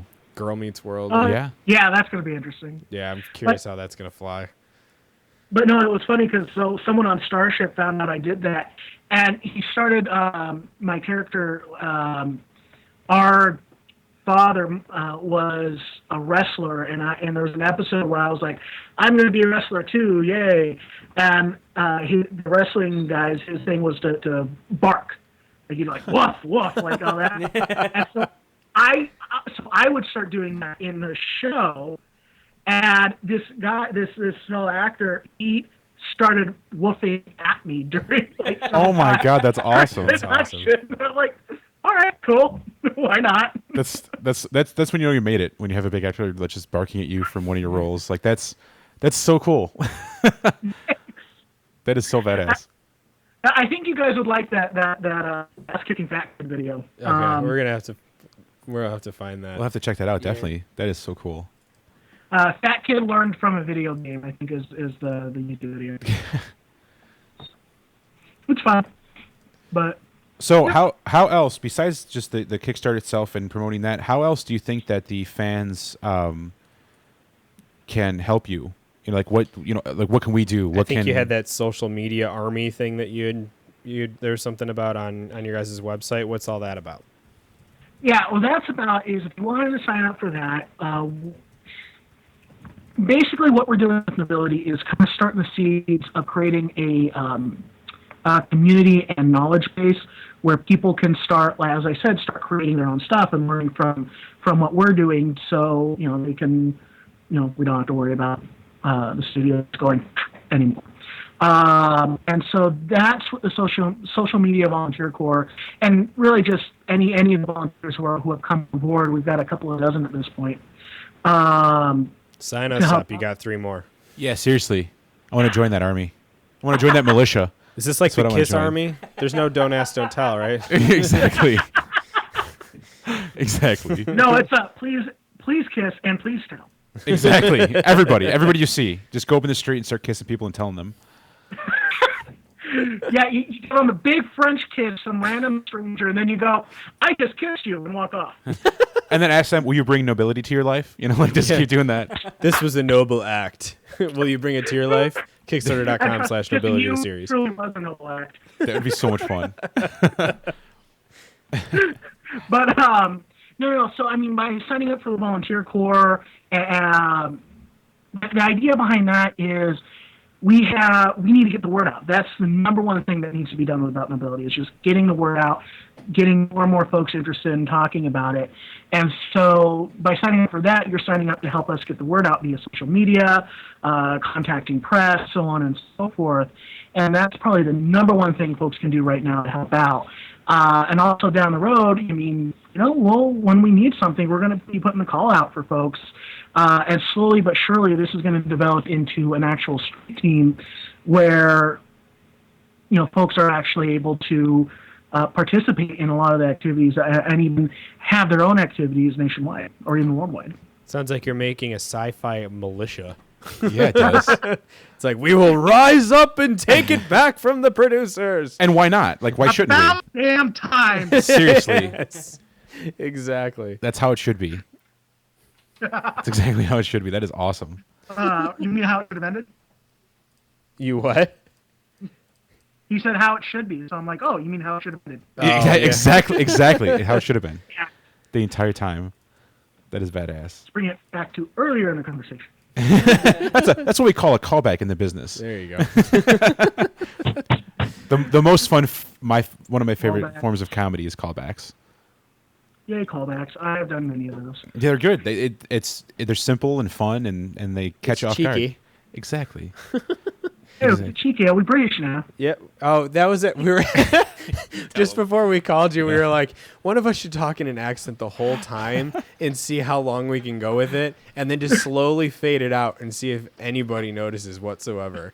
Of course, we probably have some people in our live stream going, you guys are faking. What's going on here? Yeah, And why are you then speaking calling it funny? out, but it would have just been a funny gag, I think. But I don't think any of us would be able to keep a straight. We're face not that talented long. enough for that. I don't One think of we're. us should have talked like Stuart from Mad TV. Yeah, right. We're not actors. Definitely. Definitely not actors, sadly. Well, but- I can always do Cartman, you know. Exactly. Hey, Jimmy. Exactly. Look at the South Park guys coming at us. Yeah, right. You do a really good impersonation of Cartman too. Thanks. Now, I think it starts with the size of the gut. Yes, Yeah. we got that. Andrew and I got that going on here too. Trust me. Brett too. Actually, we're not gonna Yeah. disclude him. Wait, what? He's calling you fat. Oh, EJ's yeah. calling you fat. That's basically what's going on right now. Hey, Jimmy. Exactly. Oh my gosh. What was the? Did we go through all of our questions on our list? And more. I think except one. No. Who shot first, Greedo or Han? I was particularly proud of that question. Yeah, I I'm saw gonna it. say I seriously like cried laughing on the train on the way home, and people were staring at me like I was crazy. Well, they normally show you like you're crazy. This is true. Fair enough. So. What do you think, EJ? Like for seriousness, who shot first? I did. You did. I like this guy. He shot first. That is badass. I fired the first shot across their bow. Take that, George Lucas.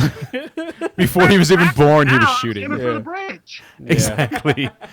That is awesome. Okay. Good answer to that question. What do you think of some other shows that are out right now? We got Falling Skies and Revolution out too. Mike has been bugging me about that question too. Oh, Mike.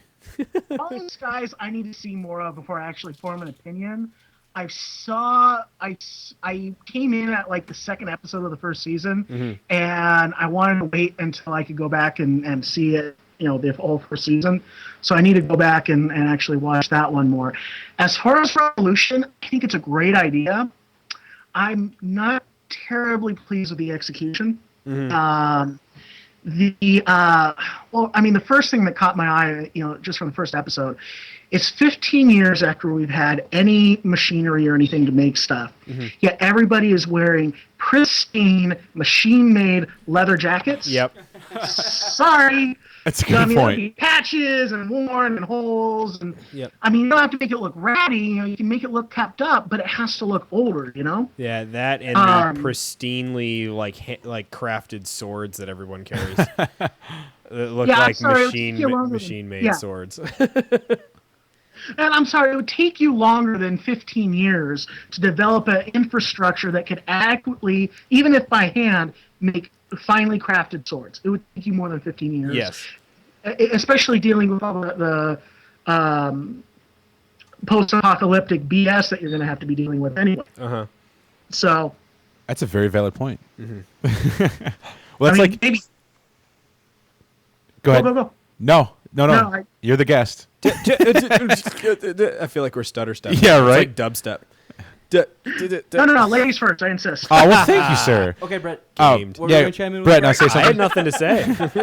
I was gonna say that's like in Walking Dead when they have like the brand new, Tacoma, and they're like the 2013 Tacoma, But The Walking Dead happened in 2011. Yeah, but everything stopped in 2010. Like it's Yeah. kind of like that, where you're like, oh, but Facepalm. it's the little things, I can let go like minor things like that because I doubt the 2013 Tacoma looks too different from the 2011 Tacoma. Right, and no, it doesn't deter from it. I always just like my buddy and I always make fun of it when we watch because we're like, because it's spotless, like there's not dirt on the it. Cars they drive are all pristinely clean. It's just so funny because you're like, and some of them they do dirty up a little bit, like one of them here and there, but you're just like, that is so funny that they're like, this brand new Tacoma is so perfect, buy it, like you don't understand why It'll they do it. survive The Walking Yeah, Dead. it doesn't detract anything. It actually makes me love it more because you're like, it's so funny. It's just very funny to see that they do that because it's just randomly there. Yeah, but I can excuse some stuff, but because okay, it's really hard to like get everything exactly as it actually would be. It's insanely difficult and it's insanely expensive.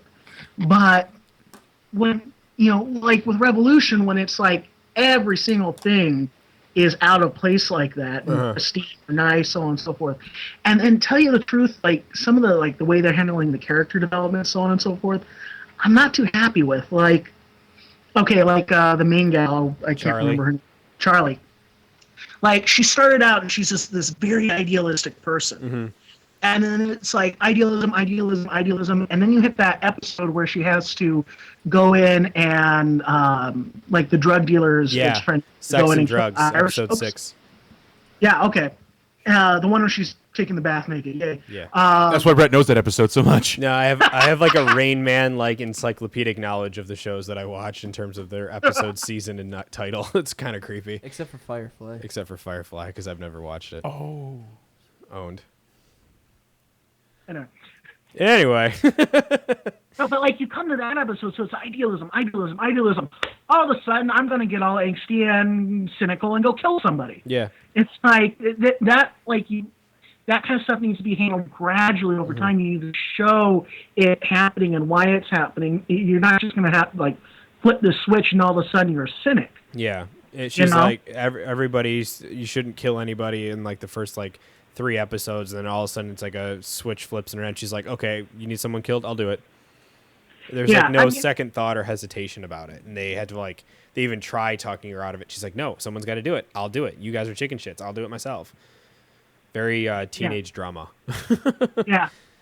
I mean, like, I can understand, like, they kind of set it up when she had to, like, sneak up and have the weapon under her sleeve and shoot the guy. Mm-hmm. They kind of started setting that up, but they didn't do enough of that kind of stuff.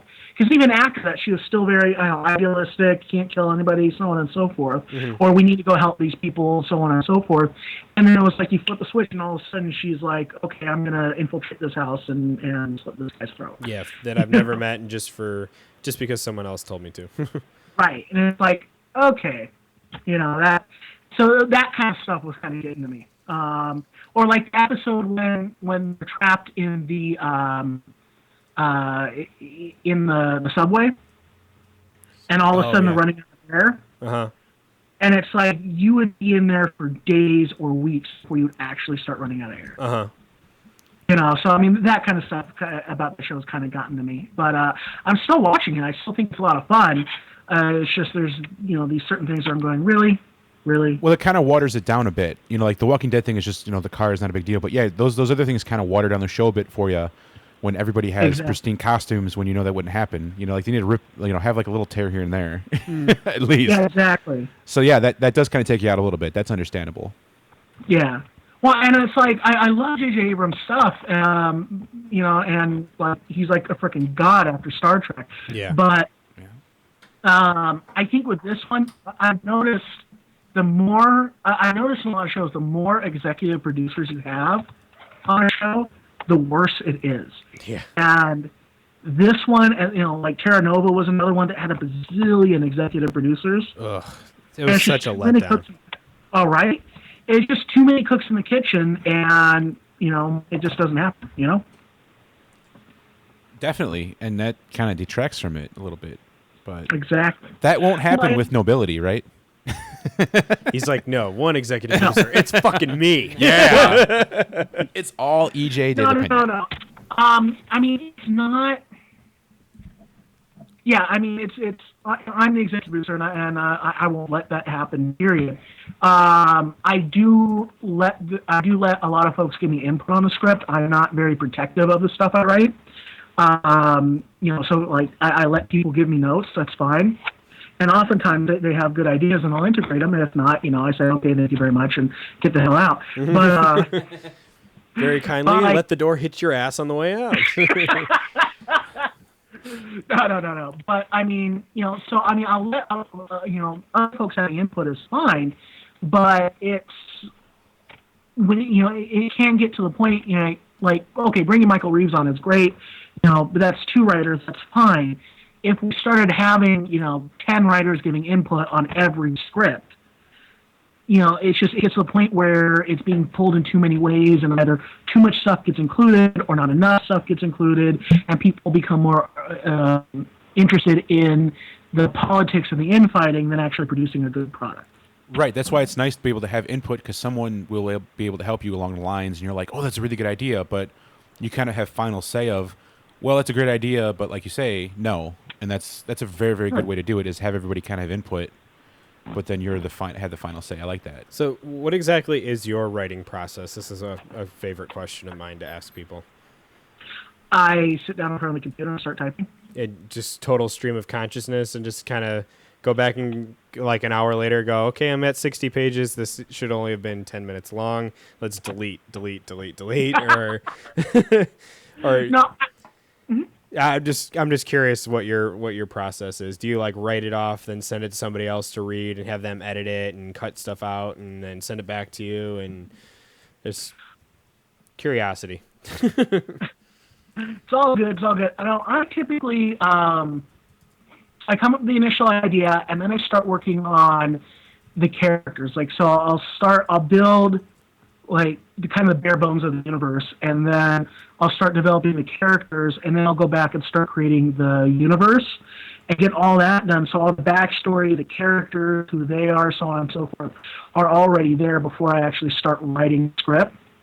And then even while I'm writing the script, I'll send portions out to friends and people I trust, so on and so forth, and kind of just see if I'm on the right track. And then when it's done, I start showing the folks and get notes and so on and so forth, and go from there. And at a certain point, I do sit down and like outline, okay, the generals of where I want to be and where I'm going, but I don't adhere too much to that outline. If in the course of writing that takes me along a different path, great. I'm not married to that outline. Gotcha. I just use it as a kind of a guide of, okay, this works, this happens, so on and so forth. So yeah, that's kind of my process, is just sitting there and writing. Gotcha. And that's awesome. That's very hard to do. It's very hard to just sit there and then be like, brain, create, and have it just pour out from the page like that. Mm-hmm. It's really weird. It happens in waves for me. Like, I'll start writing, and I think there's a lot of folks. I'll have an initial idea, and I'll start writing, and then, I'll go, I don't know, clean my room or something, or play Game Boy or what have you. And then I'll get another brainstorm, and I'll start writing again, and so on and so forth. And then, but it's really weird because I jump around a lot when I'm writing a script. So, like, I'll get the first inkling, like the first couple of pages out, and then I'll jump to 30 pages later, and I'll write a segment there. I'll not necessarily know it's 30 pages later until I get to that point, and then I'll go skip back and forth, just kind of filling in that gap on either end. It's really weird how I jump around like that. I'm guessing a lot of folks do that, but yeah. Yeah, there's nothing wrong with that, and then it kind of comes together eventually. Exactly. It's a very complicated process. Yeah, can be. Writing is not easy. I've started writing a story, and I'm able to get like 2-3 pages down, and then I walk away because I just hit like a hard roadblock where my brain just doesn't want to work, and I can't touch it for like 2 weeks. Yeah, that definitely happens. There's ways to get around that, though. Like, yeah, it's called weed. Just kidding. He's in California. Like, it's no. But no. Like, I was reading a book on creativity a while back, and they're talking about how like the way the brain works is there's like two types of creativity. There's creativity that's driven by like your irrational brain, your frontal lobes, mm-hmm. and that's like a very like strict mechanical revisionist approach, where like you write it and then you go back and you rewrite it and you edit it and you edit it and you edit it, so on and so forth. And then there's the other type of creativity that's driven by being relaxed. So like the frontal lobe creativity, that's driven by like, if you were taking stimulants, or if you're Philip K. Dick and you're taking tons of, I don't know, whatever amphetamine he was using, but like there's like a part of the brain that's like right here that if you're really relaxed, that's like where random ideas and inspiration kind of converge to create, that sudden, oh yeah, that'd be so cool moment. Mm-hmm. And if you're just really relaxed, so if you can find out like what relaxes you, that should help you out. Yeah, and alcohol doesn't do it because it interferes with other parts of the brain that work with creativity. So alcohol is not conducive to creativity, despite what Irish writers will tell you. Right. No, I don't. Yeah, alcohol is more of a downer. Like I know a lot of writers use nicotine, whether they smoke it or they use a patch. Like nicotine is a very, very big stimulant that I know I've heard a lot of writers using. Besides, of course, like marijuana and opium and stuff like that. But like nicotine is one of those big ones. Stephen King, like he would smoke cigarettes while he writes and stuff like that. give him. Kevin Smith smokes pot like a chimney when he's writing. Yeah, so does Joe Rogan and stuff. Like a lot of those guys do. A lot of those California boys do. You know, and it helps. You need something like that. You need like your muse, almost like. Yeah, I mean, I don't think you necessarily need a substance abuse to write, but No, But it makes it so much more fun. no. But a lot of writers, a lot of prolific writers use something that to help them. Like, you know, they may not use like a big crutch, but they're like, oh yeah, you know, I'll have cigarettes when I am stuck at a point, or you know, I'll do this and that. But yeah, not like I have to get addicted to heroin so I can write a story. You know, Let's ride that white pony. I mean, it worked for like Jimi Hendrix, right? Yeah. So. Well, like where that got him. yeah, I mean, I definitely agree with you. I definitely agree that those kind of things help. Excuse me, but I mean, just as easily, like when I was writing the first script of Nobility, what I would do is I'd go and watch something that I wanted to inform my writing. So I'd go and watch Galaxy Quest or Firefly or Dr. Horrible, so on and so forth. That would, you know, I could just relax and kind of, you know, clock my rational brain out to let the other parts of the brain work, but it was like informing what I was doing, and so I get a good product out of it, if that makes any sense. Right, and no, it does. It does. You draw from other things to give you the creativity. Right. So on And and for so me, forth. it would give me the same effect as, you know, smoking a pack a day or 20 bowls a day. God. Right, and you'd be dead. No, you wouldn't. No, you wouldn't be dead. But yeah, you're right. Like, yeah, and that's like your creative muse is you kind of watch other things and then let your brain shut down and come back with a new idea from all that stuff. Right. Well, let this part of the brain shut down, and then this one, I don't know. I read too much. There's nothing wrong with that. Nothing wrong with reading. My geek is showing. Hey, we're like we were talking about before. Put a we're all towel nerds. over it. Yeah, exactly. We're all nerds and geeks, and I think that's becoming much more accepted. You know, Yeah. if someone doesn't like you because you're a nerd or geek, then they're not your friend, in my opinion. You know, someone's gonna be like, "You're a nerd." Yeah, so What's your point, Dexter? you're a jackass. You know, that's what I'd say to them. I say, yeah, no, they're stupid. Exactly, it happens though. You know, but Oh, yeah.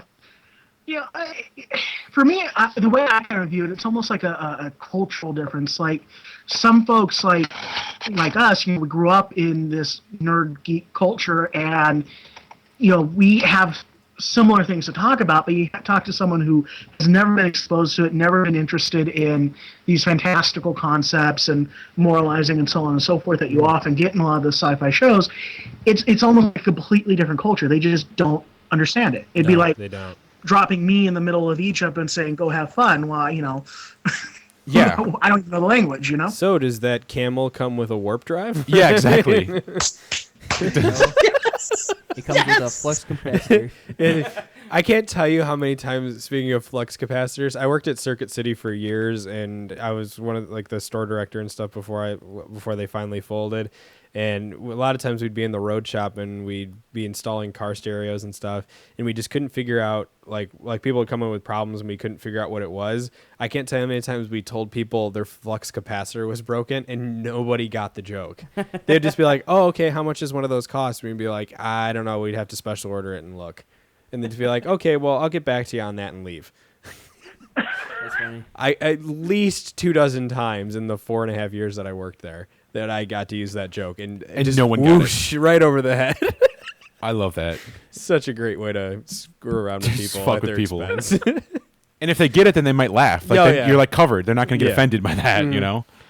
That's when you go, aha, we have something in common. Until they realize they're not driving a DeLorean. Yeah. Exactly. I saw one of those on the road the They're other day. bringing those back, though. They're still in production. They only make about 250 of them a year, though. Yeah.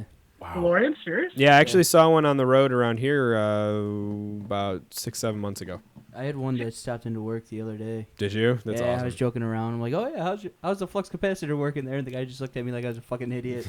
Like, "Oh, it was worth a shot." What do you need? Yeah. Probably gets that joke way too many times. Yeah, he's just He's burnt out. used on to it. Yeah. Because I thought I did some research. You know, I thought the company went out of business in the 80s. Somebody bought them. Yeah, I think. thought it was some like tech mogul that bought it or something, and that's why there's only so few that they produce. I need another beer. I'll be right back. There. Can you get me one too? There is DeLorean Motor Company is actually still around. They still have a website, so they are. But I thought all they did was repair the old ones. I didn't realize they were still producing new ones. Yeah, there's definitely parts and service and restoration. Oh, there actually is. There's Yeah, you can it's new rebuilds. wow, no new build programs. Yeah, you can actually get some. Wow, that's crazy. Good for them. Huh. Because I thought they folded as well. Okay, I know what my next car is going to be. Yeah, seriously. You're The gonna have to DeLorean. drive it out here and then out to Chicago. Road So you trip, can install a flux capacitor. Yeah, I'll Exactly. install it for you. That's what I do. and then you can be on the show. But you'll have to actually give me an actual price. You can't just special order it. Yeah, right. You can't. Yeah, it has to be special. It can't just run on potatoes. God. Well, it could. It could. I saw try to get some toy or something that has the actual flux capacitor or something or some model or whatever, and install it into the back of the thing. That would be awesome. It'd be so cool. It'd be a great geek test. Or even just build one, get a bunch of LEDs and build it. It's not that hard to do. You could go to, I know a lot of the retail shops will actually sell those LED lights for, and they're not that badly priced. You could go in there, get them, and just rig something up. That would make me happy.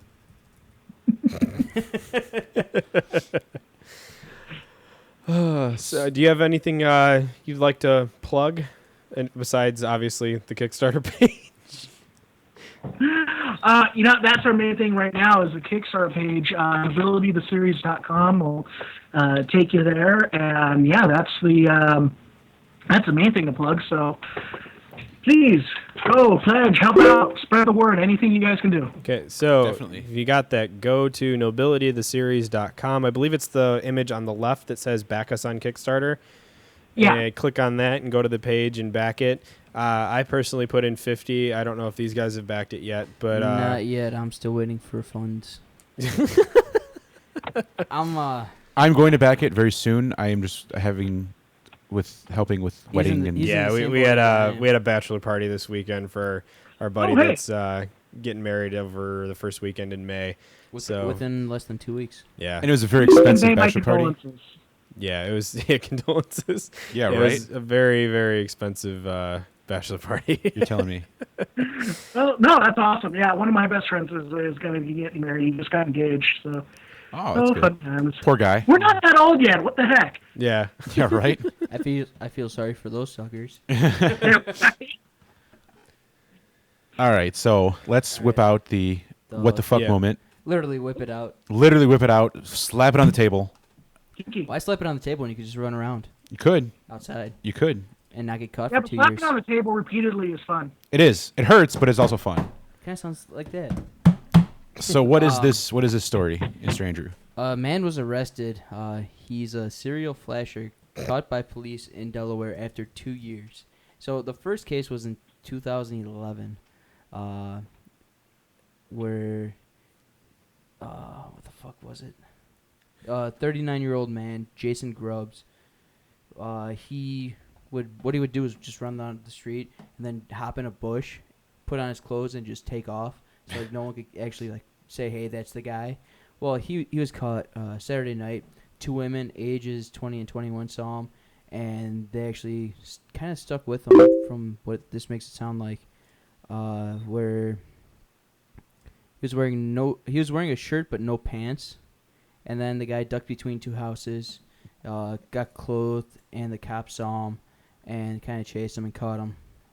It's kind of funny. My favorite thing when you first said this story was that you said that you're like man serial or said flasher. Jesus. This time without Stop a that, Dave. messaging me on Facebook. I only sent you one thing Um, because Mike was trying to send me something. You to said send you said that when you first said this, you said that this flasher caught by police after 2 years, and I had this image of this man running around the countryside of Delaware for 2 years, and they're like, "We finally got him, guys!" In Delaware. Yeah. Damien just posted in the stream. They finally arrested my uncle. That's awesome.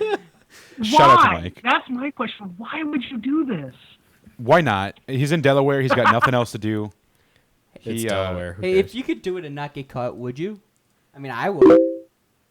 Seriously, Exactly. mute No, that shit. I'm worried about It is. the health bills of everyone who saw me and passed out and hit their head. Well, me too. I would be worried about getting It sued. ended up Like being an ongoing psychological bill, the paying for the therapist and so on and so forth. Yeah. the blind. Thank you, by the way, and your sister for messaging me, causing more beeps.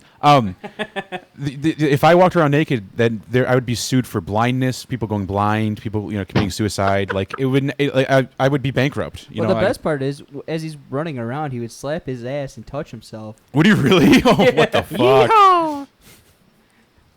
That is freaking hilarious. What I would do is I would just get some coconuts and start going down the road. Right. Oh yes, That'd be the best way to get do some it. Monty Python.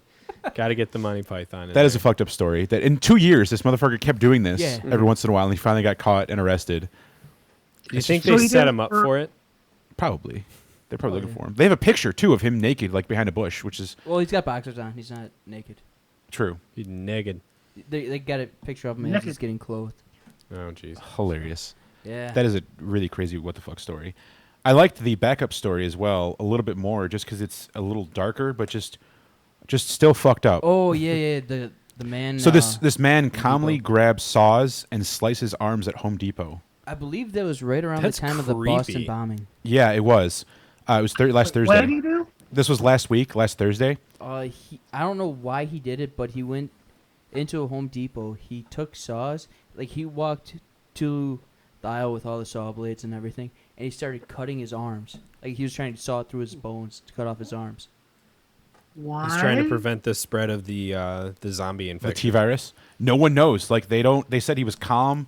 He didn't like scream out. They said he just became sawing away, and then he finally passed out. And the police arrived and they closed down the Home Depot because of it. Like everyone was kind of traumatized from it. So that's another I can't crazy imagine story. why. That was Yeah. crazy. That's another like what is with people? That's a wild story. Like I think he was on some sort of drug. Oh yeah, to Bath salts. to saw off like start sawing his arms and not have any reaction. He definitely was not on that Californian marijuana for sure. He definitely was not on that. He would not be sawing off his arm if he was doing that. No, he won't be able to move. Exactly. He would just he'd be in a coma. Are you speaking from personal experience? Did I just dodge that question? He's in California. He's just looking around, drinking his it's just- Pepsi. No comment. No comment. Now they have something added to the list that they can't talk Oh, about. I'm sorry, I didn't hear you. What? Oh, exactly. There. Now there's something on the list that you can't talk about. Yeah, right. Tell Mary Jane to update that. We have number 1 on the list. I see what I did there. Literally. Is that some sort of plant? Is that not even her name? Is she a real person? Is that a Come on, tell us honestly. Is that a point? You're like, her name's Mary Jane. In California. Oh my Yeah, god. it's really just me, and I have multiple email accounts. yeah, I was just gonna say that, and I was like, no, that would just be creepy. So.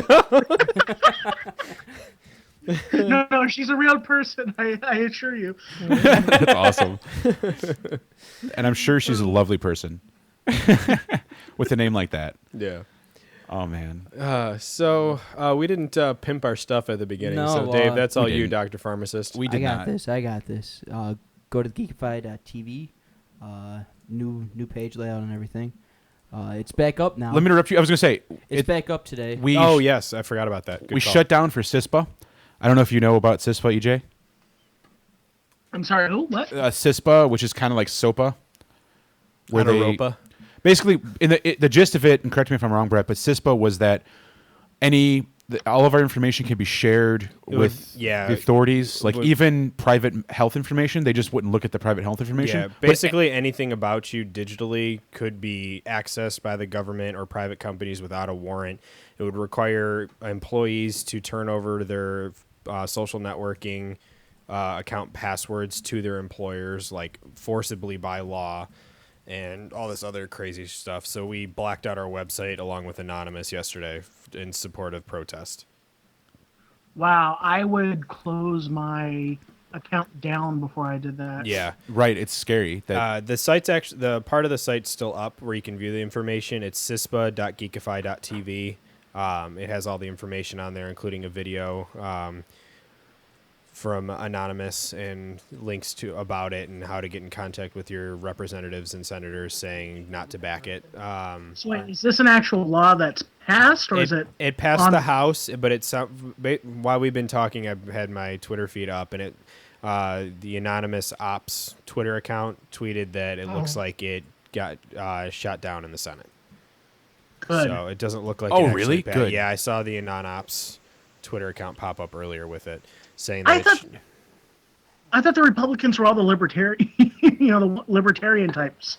Myself, Tea Party types? yeah, that would be people like us three here, which we're totally against it. But a lot of these Patriot Act, like national security above personal liberty types in Congress, are what a majority of Republicans are these days, unfortunately. Yeah. Well, all I could say is those who sacrifice liberty for security deserve neither. Exactly. Thank you, Benjamin Franklin.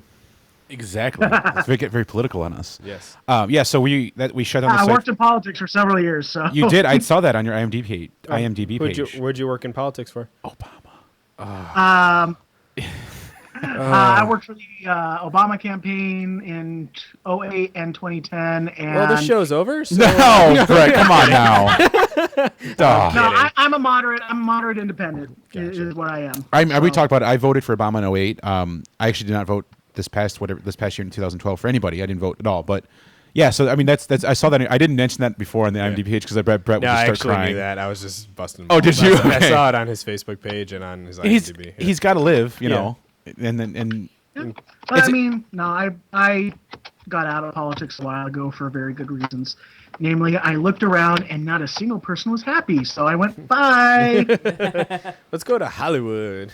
Let's go to Hollywood Be because Hollywood that's less happy. political. Yeah.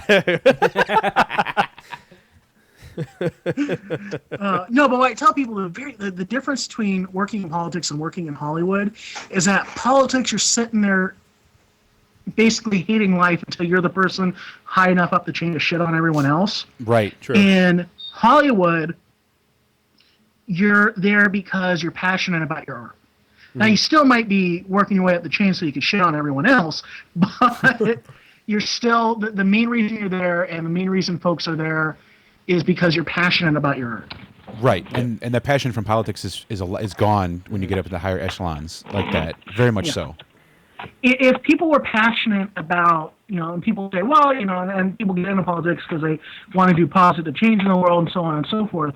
If our politicians were still of that frame of mind, we'd be getting shit done in Congress. We wouldn't be sitting around spinning our wheels.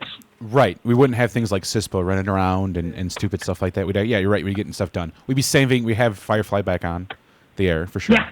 Serenity. We have it all back on. If I ever get back in politics, though, I'll have to do a bill that's like mandating by law they have to do more seasons of Firefly. Yes, Fox, you must do this or all tax breaks will be revoked. exactly. And they'd be like, "Oh my God, get this show back on." Do it now. The nerds are revolting. Oh, that would be fun. That'd be awesome. Or even just like government funding for Firefly and just like tell Joss Whedon, we'll pay you a lot of money. Yeah. Well, money's good, and just make good Here's stuff. $1 billion. Go do it. It'll be like 30 years from now, and like Nathan Fillion will be like, I don't know, 70, and it'll just be awesome. Yeah. It would be so fun. It's okay. Summer Glau will still be hot. Yes. So back to our mini advertisement. Yes. Andrew, from Andrew, like 20 minutes ago. On it. Get on it. Yeah, so go to geekfi.tv, click on our banner. The website's back up now. We have a lot of their products in front of us here. Hemp Force, they now got protein bars. Which I I think thought you've they were ever, good. Yeah, I don't know if you've ever had. Not to protein speak bar. bad about the great On It, because I love them. They help us. That we get paid from the advertising and stuff like that. But I've loved every single one of their products except for the Hemp Force protein bars that we have on our table here. I, for some reason, do not like them. I love the Hemp Force protein powder. I make awesome shakes with it. Well, It's have you amazing. ever been one for protein bars though? But no, I have not made a protein bar myself with it. But No. Protein bars in general. Oh yeah, no, I've eaten them all the time. Yeah, and it tastes similar, but it just has this weird taste to it. So that's the one thing I haven't really liked.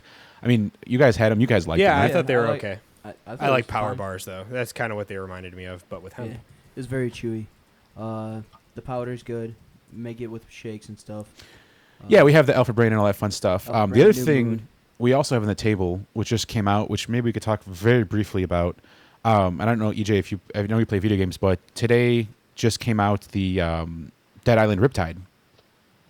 Okay. Cool. I don't know if you ever played the first Dead Island. We have. We all loved it, except Brett. Except for Brett. He bought it and then returned it. Yeah, because he's a Something jerk. about swollen vaginas. and So this that sort game of just stuff. came out. I got the nice big pack with this, with the case and stuff like that. Really well done. Little hula girl zombie over there as well. There's a little bottle opener. Zombie severed arm. hand. Yeah, that's in the fridge. That was cool. It's so far we played like maybe 10, 15 minutes of it and really, really liked it so far. So we'll have a full review probably next or 2 weeks from now. 2 weeks. Hey, do you want to know the most up-to-date video game I play these days? What's that? Oh shit! Get that man a PS3 stat. Seriously, you gotta catch them all in there, I'm right? a huge. I'm huge into StarCraft 2, and I just bought the Heart of the Swarm that just came out. But For those of you who are listening, he held up a Game Boy, an old school like Game the Boy. old brick Game Boy, like the green screen. I'm surprised that sucker the still one that works. came out in 1989. Wow! Is that Pokemon Red?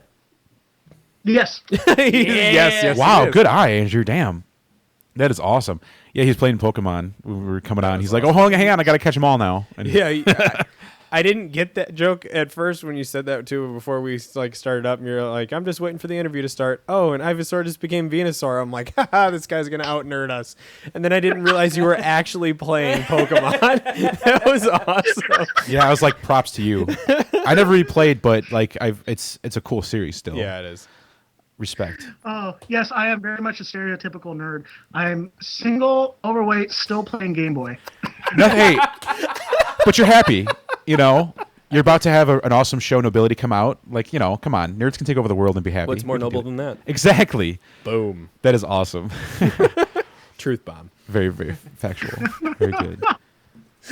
No, Nobility is very much of, by, and for the nerd. Definitely. As everything should be. As it should be. You know your audience. You tailor to them, and they'll be coming. Power to the nerds. Exactly. Well, thank you for coming on. We appreciate it. This has been a hell of a lot of Thanks for fun. having me. Yeah, more than welcome to come back once you guys are in production. Come back, do a big release of it with us if you want. I know When we're you- kind of small peanuts in comparison to some other stuff you probably got going on, but we'd And love to people have that you back. know. When you make your first $1 million, you can fly out here and visit us in Chicagoland area, and we can show you around. Oh, hey, that'll be a blast. Especially I when was we're out. not flooded. Yeah, especially when we're not flooded and swimming everywhere. No, last time I was out there was 03-ish, I think. My sister was filming The Weatherman. Oh, with And, Nicolas Cage? Yeah. Oh, But, yeah, no, it was a great area, and it's been so long, I'm sure it's changed a lot. So, yeah, when I make my first $1 million, I'll come out there. sounds like a plan. We'll book you for right here at this table. Instead of where the TV is, it'll be a person. Yeah, it'll be a real man sitting here talking about Nobility. Who would it be? You, sir. But I'm just a hovering face on a TV screen. I'm not a real person. Right now I'm you doing are. the channel. We will I'm turn like on. the Doctor and Voyager. We will turn on our flux capacitor, and you become a real person in the studio, just like that. That's not how the flux capacitor works, though, Dave. It's not, but it's That's more of a Stargate teleportation thing. exactly. But anyway, we're going to wrap this up. EJ, if you want to stick around for just a couple minutes, Sure thing. we're going to sign off here. Yeah, go visit geekify.tv, click on our banner. Definitely go to kickstarter.com/ what is it, Brett? What? What is his Kickstarter? Oh, you got it memorized. Yeah, just go to nobilitytheseries.com and then click on the banner on the left that says back on Kickstarter. Support it. It's sci-fi. It's real sci-fi. No Y's. He's got 2 I's. I checked. He's got a Y Nobility though, because he's spelling that correctly. Yep. But go check it out. Watch his. It's like a 6-minute video, But it's okay, really well put he still together. has 2 eyes and nobility, though. There is. Good job. You know how to spell. Go check it out. It's really good. Like the video is really funny. Back it. We're all gonna back it. Support it. Promote it. Join his social militia. Spread the word. Join the militia. And help save sci-fi. Definitely. Check out his other work. I definitely want to see this Starship. This looks really interesting. So let me know when that's coming out fully. The Starship? Yes. Well, I mean, you've seen about a good chunk of the CGI we have already in the Kickstarter video, and we're going to be coming out with another reel, hopefully, some more CGI in a few weeks. So, Ooh, nice. We will be on the lookout. he's- Yes, definitely. We'll be promoting that and stuff when it comes out. So thank you again for coming on. This has been a lot of fun. it's been a blast, man. It's been a blast. And again, I am still Dave Mankoff. I am still Brett Kaminsky. I still have a potato. That's a potato this week? Yeah, it's a potato. Okay. And I think I'm EJ De La Pena. I think you are. I think you are good, sir. Okay. Thank I'm you. not sure I get confused. Well, it's that California Yeah. Mary Jane people on your. I love it. All right, we're out of here, folks. Peace Have out. a good night. Adios. Bye. Peace.